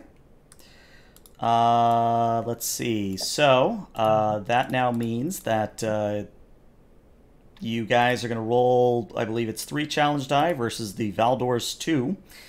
Now remember, there are momentum spends, and since you don't have any momentum, you can give me threat. Do we want to risk it, guys? Well, any threat we give him now, he's just going to use to get back to us. Because the Valdor is at full health again, so it's still going to be alive next turn. So, but if we can act before it, we can maybe take it out again. So I think maybe it's worth it to try to finish it. Maybe 1 for extra power. Alrighty, so spend 1 threat to get an extra power. Okay, so your attack is now a 4. Alrighty, let's do this. Ooh. Oh. Ooh, well, good news. You don't take damage, but apparently the phasers of the Alpha section aren't enough to punch through the Valdor's shields. Can we use determination to reroll that? You can indeed, yes. Drake will spend his determination. And being this is kind of a bold maneuver, can I use the value fortune favors the bold? Sure. You're going to need to re-roll the challenge dice manually, and it would just be 4 challenge dice. Well, we could re-roll just the 3 that rolled zeros. Oh, yeah, that too. I didn't know if you 3 wanted challenge. a crit fish or anything. Probably safest not to. Okay, well, good news. You got a 2, which is all you need to damage the Valdor. Alright, so Drake, you... I don't know, how would you describe Drake's actions that result in the Valdor taking some damage? I would say that knowing where they were damaged before, and knowing that if it had been repaired, that the repairs are probably shaky, to target the exact same spot again. Okay. So yeah, sure enough, they have not had enough time to repair their shields. So yeah, sure enough, shields go down again. Score another scar across the hull. And yeah, that is your guys' turn. So, I believe that is everyone. So let me reset. And let me grab you two, because you're both the same square. There we go. I think that's everyone. Reset. And then redot. So you're at 1, you're at 2, you're at 1, you're at 1, you're at 2. And Gamma is at 1. Alright, so it is going to be the Klingon's turn, and the Vorcha is actually going to attempt to regroup. And it does. It is no longer damaged. So that means it has another action. It is going to advance to here. And then it is the player's turn. So we could try to regroup with Gamma and see if we can get an extra action with that. Or we can press the advantage on that board. I think we really need to get this Valdor out of the equation. Can I ask, how would an advantage, being I have a perk that would let me create an advantage, how would that work in this situation, or would it at all? I would say no. This is a good question. I would say that it would depend on what you're trying to do with that advantage. Like, so for example, if you're attacking and you want to do an advantage, I would confer maybe 1 or 2 extra dice, probably 1. If you're defending, I'd give you a +1 defense, something like that. If you were doing, say, some sort of attack run, I might allow it to be at a, obviously at a decreased difficulty. But I think standard for fleet combat is it would give you a +1 somewhere. Okay. Just because I haven't used it, and I just figured I would ask. Well, the other thing that occurs to me, looking at the situation, I would allow you guys to, if you spent that advantage, you could do an MVAM attack against the Valdor.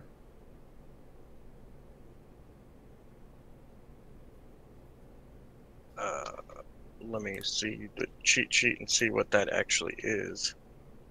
Basically, every single section will forfeit an action, and you may either add +2 for each effect, so Vicious 2. You could +1 for each effect and subtract 1 defense from the defending group, or you can do -2 from the defending group. Can I suggest a different action though? Or Sure. the group? If since our turn, we alpha say faint, and for a second action we could do scan for weakness, which brings in a player roll.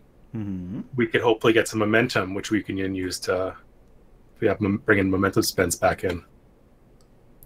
That sounds like a plan. How does everyone feel about that? Works for me. All right. So you're fainting, so they go down by 2. And So then, it's somebody's roll chips, sensors plus security. Yep.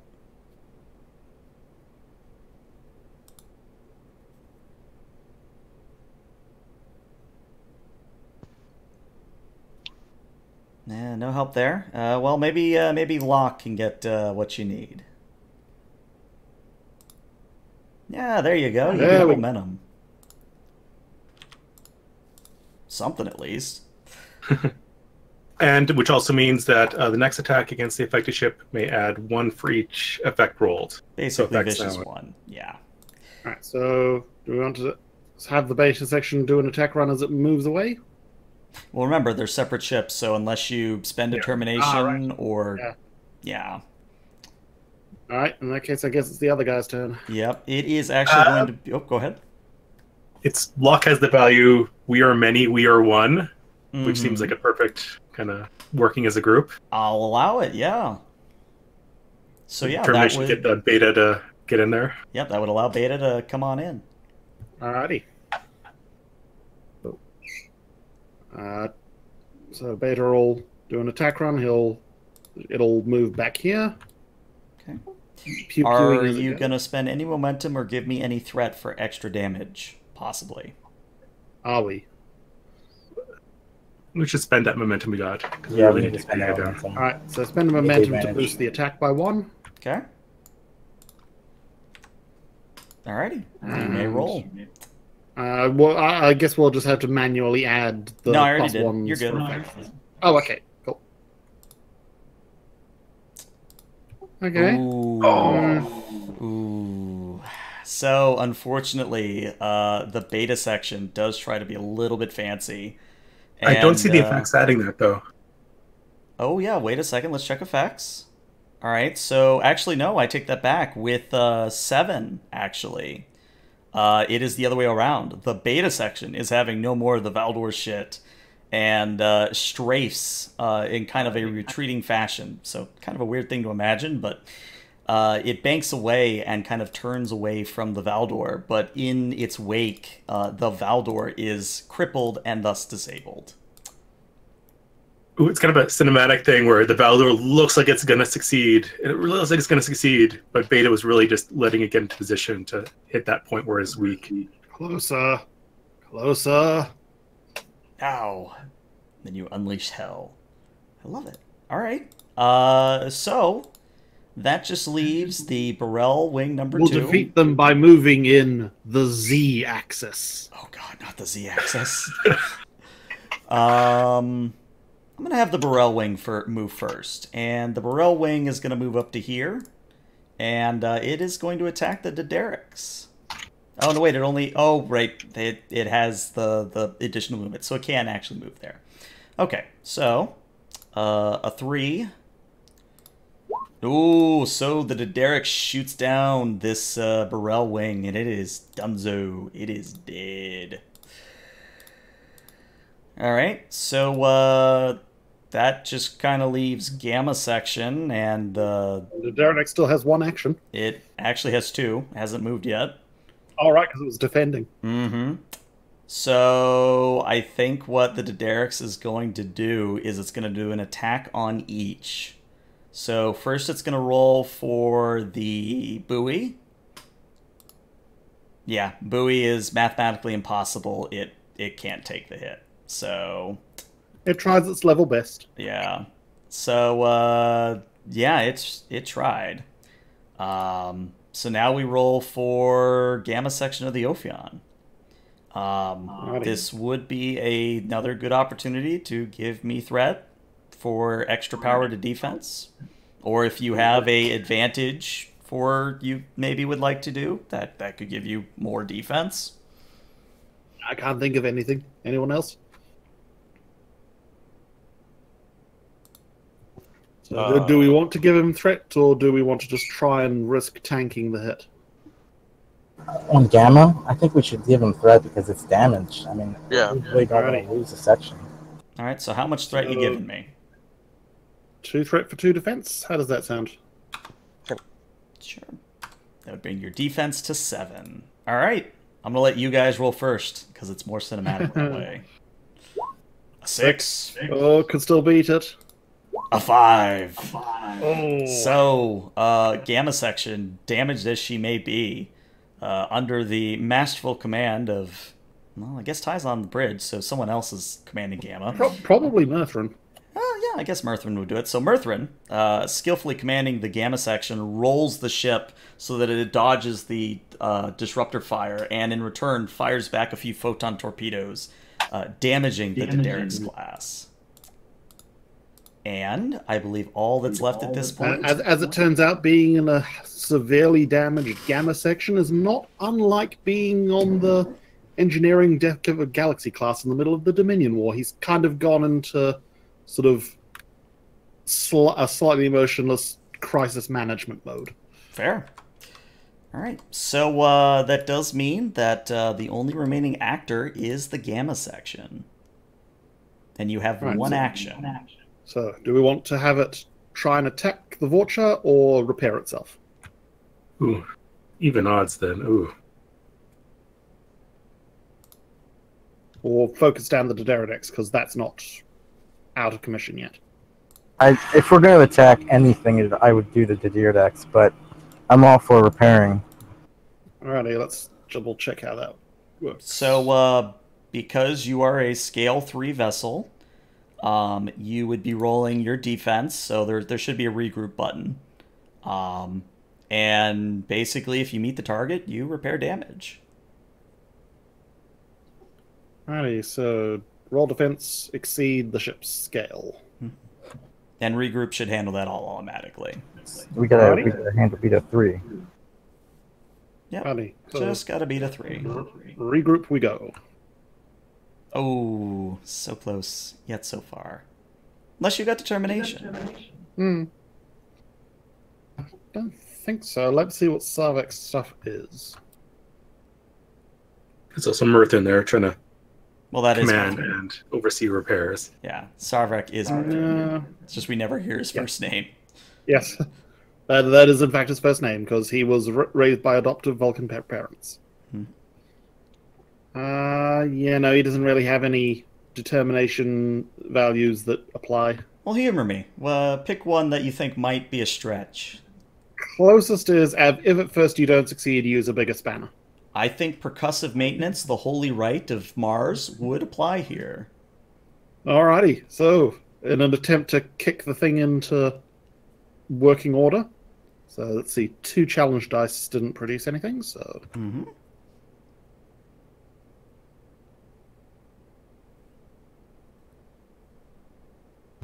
That's all you need. That's all you need. So you repair yourself and gain an extra. So the power conduits flicker, sort of stutter perilously low, and Sarvek just sort of like aims a solid kick at one of the conduits, and that's just enough to sort of cough it back into life. It's exactly how I pictured it in my head, just with a little more yelling. Work, damn it! So do you want to press the attack now that we can risk it, or do we want to... I'd say press the attack. Okay. So, attacking the D'Derrick's. Any threat for... Okay. Ooh. That's a 1. Ooh. Yeah, you're damaged again there. That was quick. Then it immediately goes down again. Oh dear. All right. Well, I believe that's everyone. Yes. So let me reset. So select you two, grab those, fleet reset, and now do dots.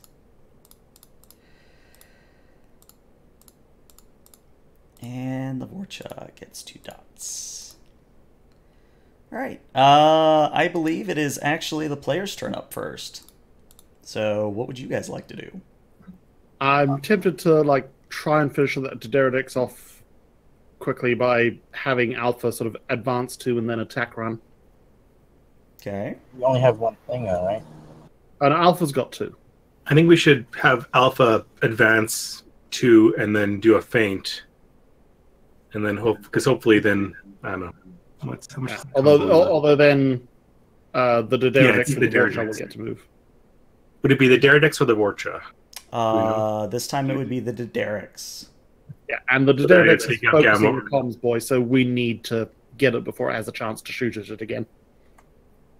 Can I try hailing them and trying to get everybody to stand down again? I would allow it, but it would cost one of your actions, and it would be another presence command dependent on the RP. What do you guys think? Should I just continue with the attack? I think we need to just continue with the attack and Alright. hope we can sort of batten it down. Like maybe give him another 2 threat to keep the initiative with the beta section. What I would say, I've actually thought about it a little bit. Drake, you haven't spent your advantage for intelligence officer yet, right? Correct. So I would say that would count as 2 momentum, which you could spend as you so wish. Okay. I've been kind of holding it because if Panek had decided to try to diplomacy us out, I would use the. I was gonna give him the advantage, but that's fine too. Yeah, I mean, you can use it for either. Okay. Yeah, that's fine. I'll use it to hold the initiative. Okay. Alrighty. So, Alpha first, then Beta, or? Yeah. Alright, so Alpha will advance 2. And then attack run 1 zone on the Daenerys. Alrighty. Mm-hmm. So, ooh, Alpha section is now damaged. Keep the initiative again. Same deal with Beta section. Okay. 2, and then We're targets now. They get to choose who Attack to kill. and that Beta section is meant to be in the same one as the. Yeah, let me bring it to front. Boy. There we go. Alright, let's see what you roll. He will do the same thing. Ooh. Ooh. Yeah. Yeah, unfortunately... Will this be the Ophion's first major defeat? Yeah, this could go south, guys. Alright, so the Daenerys has 4 equally juicy targets in front of it. 5 if you count the Vorcha. Well, the Vorcha's not damaged. I'm going to do this fair. I'm going to let R and Jesus decide. 1 through 3 are going to be Alpha, Beta, Gamma. 4 is going to be the buoy. So, what saith R and Jesus? R and Jesus saith the buoy. So, let's see how much the Daenerys rolls. The buoy would have to roll 3 2s, yeah. So, unless any of you maybe say want to throw the Ophion section in front of the blast, the buoy will be going down. Do we want? No, let the buoy be destroyed. Yeah, We can always make a new buoy. true. It's going to be really bad for Federation for a little bit, but you know, probably better than like willingly sacrificing a third of the crew. All right, so the Daenerys kind of lines up a shot on the buoy and just unleashes several plasma torpedoes that impact it once, twice. It begins to list, and then the third hits, and just the buoy explodes. And all that's left now is either the Gamma section or the Vorcha. And I think it's going to be the Vorcha's turn. And thankfully, the Vorcha is just going to attack the Daenerys. Well, it'll feint, then it'll attack. Let's do it that way. So, Vorcha, I'm pretty sure it got it.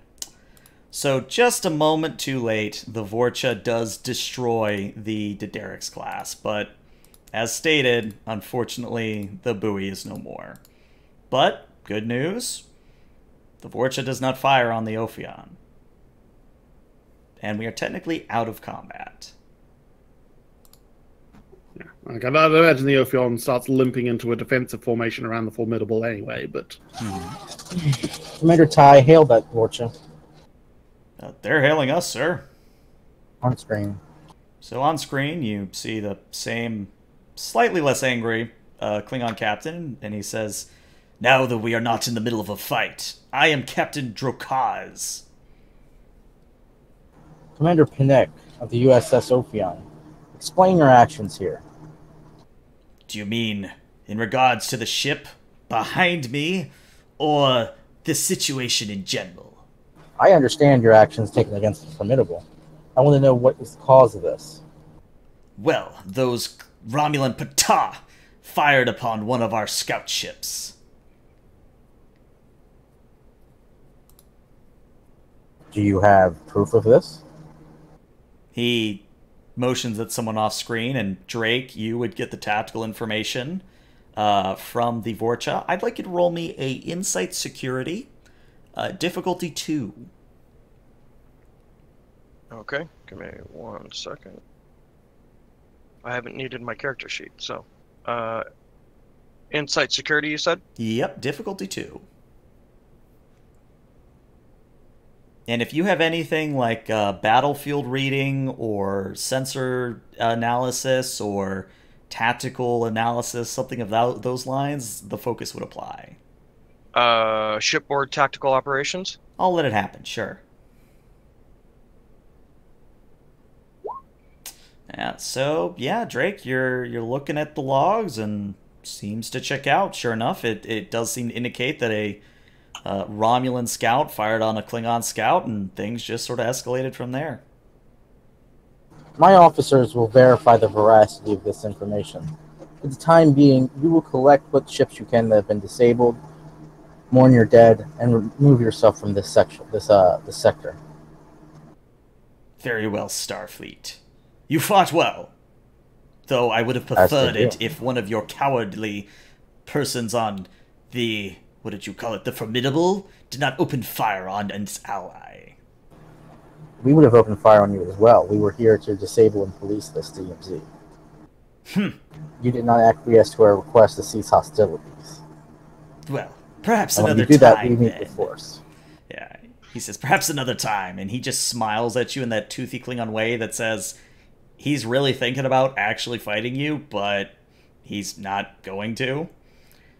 And yeah, sure enough, the Vorcha... He's not going to attack, but he's thinking about it real hard. Yeah, so the Vorcha does move off to begin, help policing the rest of the area. But yeah, you have a disabled Formidable. All 3 sections are damaged. What is your play? That sensor information that he gave me. Mm-hmm. I want to send it over to Logs console. Okay. And with just a message of like, can you backstop my what's the word I'm looking for? My investigation, or that this is like not, fudged in any way. Mm-hmm. And just send all the information over to Log 2. Okay. Well, Log, I guess other than that, the only other real thing we can do is like collect what wreckage remains of the probe and start helping the Formidable back to Federation space. Mm-hmm. So Locke, I think I'm going to be nice, and I'm going to say this is going to be an insight science rather than an insight security, unless you want to do security. Difficulty here would still be a 2.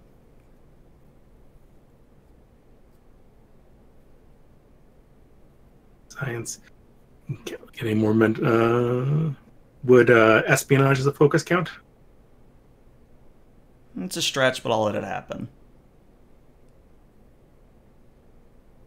I mean, he would know how to deal with sensor readings or holo programs or anything like that. Yeah, he's got it.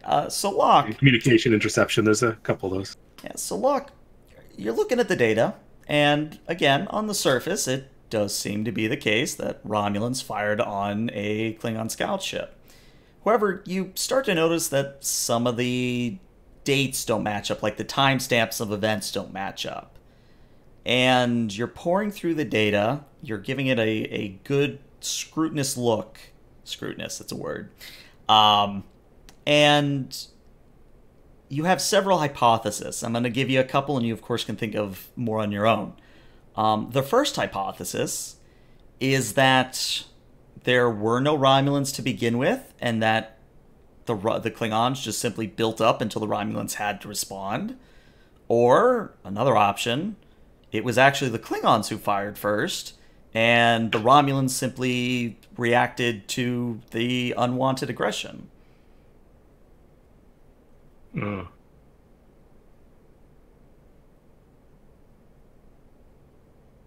Mr. Locke, sensing what have you found? It's I can't confirm the exact cause of the incident here. Looking through the data, it is inconclusive. It does seem like there was definitely a bit of provoking going on. But you found discrepancies within the sensor readings.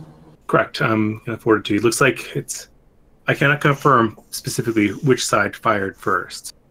It does seem like both ships were here to begin with, and the Klingons do seem to have been in this area prior. Interesting.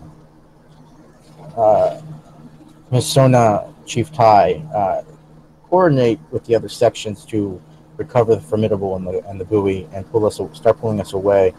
Lieutenant Tai, get me DSD on a priority 1 channel in the ready room. Understood, sir. And we'll cut to the ready room. Boop.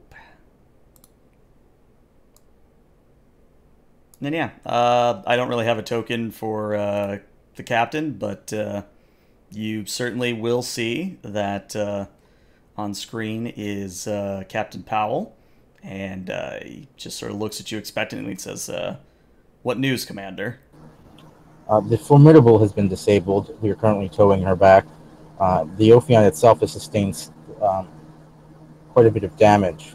We are currently unable to recouple into a 1 full mode, but we are currently lipping our way back towards you. However, something more distressing, Captain. Once we arrived, I attempted to ascertain the cause of the skirmish. The Klingons claimed that the Romulans performed a sneak attack on their scout ship, which they in turn responded with force. However, once the sides were sorted out, as my old XO would say, we received the logs that captured the incidents from the Klingons.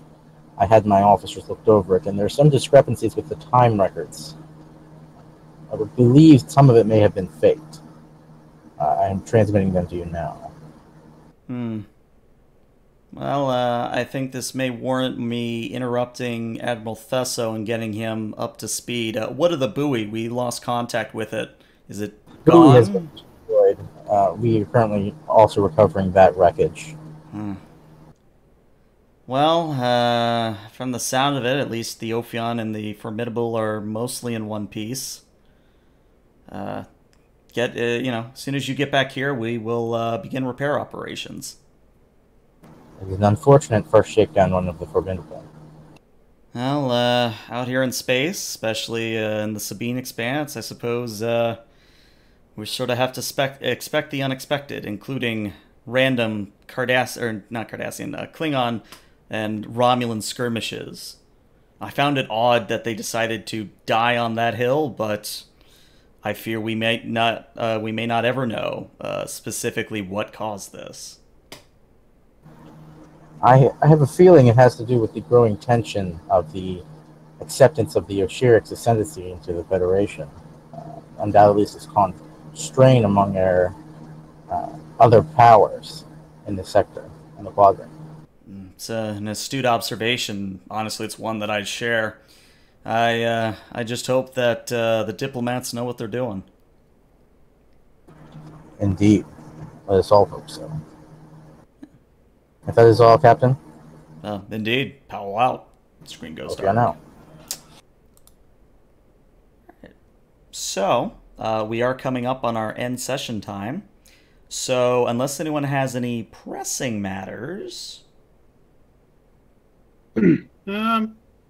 I guess one last little bit of RP with Mirthrin and Xenixia. Sure, and I will actually cut to engineering for this one. Will depend mostly on what Xenixia thinks of this, because basically once the battle started and the Gamma section started taking heavy damage, Mirthrin just sort of snapped over into a fairly emotionless crisis management mode, and he sort of stayed in that mode after the battle's over, and it's like taking a while for him to just shake out of it. Okay, well, Xenixia would kind of go up to Mirthrin in that case and kind of poke him a little bit, and if the poking does anything, maybe going a little bit more force until he does respond. Yeah, no, it takes a bit of he has. Yeah, she has to sort of do fair bit of solid poking before he shakes out of it. Are you all right, yes, Mercer? Specialist. And might be sort of stands there, closes his eyes, sort of just takes a few breaths. I will be. It's just. It's been how many years since the Dominion War? Out of character, how many years? 4 at this point, because we're in 2379. It's been nearly 4 years since the Dominion War, and yet when the crisis started, and he sort of snaps his fingers. It was like I was right back there in the Galaxy class. Yes, of course, I never mean to pry, but I did kind of get the feeling of tactical information and loss from you. It's a survival mechanism, I guess you could say. Should I perhaps reach out to Chancellor Gisa? That would actually be a good idea. I should go see her. I'll go with you. Thanks. I'd appreciate that. And as they're walking along, I don't know what to say. It's became a sort of necessary defense mechanism for a lot of us during the war. After a certain point, the destruction and loss either breaks you or you learn to shut it down. Well, good news is we didn't lose anyone today. That is good. And yeah, I think that actually is a very poignant, I can say words today. You know what I mean. It's a very good way to end the session. So players... How very scrutinous of you. Yeah, thank you. I can English today. English words good. Actually, before we end the stream, if you guys have a moment on stream, I did want to kind of get your guys' feedback for fleet combat as a whole, and if you thought the house ruling actually helped at all, or if it hindered. It certainly was their most intense combat. Yeah, I would say broad strokes. I believe Jester said in the Discord. Yeah, it was very clinch worthy. Mm-hmm. So we're awfully used to the Ophion kind of face stomping things that we come across. Mm-hmm. Well, I mean, not even that, because the battle that we had with that dreadnought was probably the most intense one we've had. But having just the field, literally littered. It feels a lot faster, the fleet combat. But also, squishier, and the ship's talents definitely don't matter as much, per se. Yeah. Mm-hmm. Which I think the homebrew could help with a bit, but since that's all happening... And less active learning curves. It looks like multi-vector assault mode is a lot more useful if there's another ship that can do the damage while the Ophion runs interference, rather than try and have the Ophion itself do the damage in multi-vector mode. Yeah, exactly. And I'm actually going to put us back on this map because I did want to show you guys what I had planned just in case. So there actually was the USS Kodiak if needed. They were ready to warp on in. And if you guys had, or if the Romulans had destroyed or disabled the other Vorcha, there was another Vorcha ready to go. Yeah. But you did handle all the Romulans, so I will say that much. I think the hardest bit about this is the lack of easy ways to get momentum back. Mm-hmm. There's a lot of momentum spans. There's very few ways to get more momentum. So you go into that's a good point, actually. And then you run out really fast. And you can burn through a lot. And so I guess maybe we should do a lot more scanning for weaknesses and modulating shields if we can. Well, I mean, but besides that, though, like what Jester said is a good point. Without the players themselves actually getting to roll, to make any sort of roll or challenge whatsoever, there's really very, very, very, very few ways of the heroes getting momentum other than giving you more and more threat, which isn't balanced by the fact that we can't get more momentum. Right. That's a good point. And, their rules is written, there's actually no momentum spends for fleet combat. So and it is fleet combat, so you're meant to rely on having multiple people rather than have one ship try to hero take on an entire armada like we did. Right. And I mean, It works. you know, It might work well if, like, if you start off with 0 momentum and 0 threat, but also just like so the bad guy, the GM bad guy doesn't get any threat until you start spending it to get the effects. that's a fair observation. It's I thought it worked well. It's I definitely think again it works better if you almost have the non-hero ship as the flagship and a bunch of different other smaller ships. Hmm. It's because the problem is, of course, it's a fleet battle rather than the main characters battling. Hmm. Yeah, we don't get a chance to play the characters as much. Hmm. We're not participating per se, which is fine for a change, and it's good. Hmm. And we're competent enough role players that we can add those elements. But it's definitely the weakness of that particular aspect of the system. No, it's Yeah, but that is definitely like a major weakness, is that other than us being decent role players and being able to still role play and kind of think tank it out, like they're the players just kind of feel like we're it's the GM moving pieces on a board. Kinda, yeah. And no matter how awesome your crew is, that ship is not any better than any other ship. Yeah, 100%. Yeah. Which is fine if it's only going to last like 3 rounds or 2 rounds before it blows up. But and yeah, that's kind of why I went to talents, because they were the easiest way I could think of to actually reward, I guess would be the term, for taking certain talents. I think what I'll do is I'm just gonna, after I upload everything, I'm gonna put this PDF on the subreddit, and I would love it if you guys could comment on it the same way. If not, no big deal. But since Modifius has not indicated they will be revisiting fleet combat in the future, this might be something to work on for the future. I know, because Arcadia is going to likely need to use it in the future. All right, well, it's good to hear that we had some good feedback, some good fun. So players, stick around for just a little bit more, but this is where I'm going to end the stream. So of course, any of you watching on Twitch or on YouTube, thank you for watching as always. I appreciate it, and I will see you next week. Bye bye.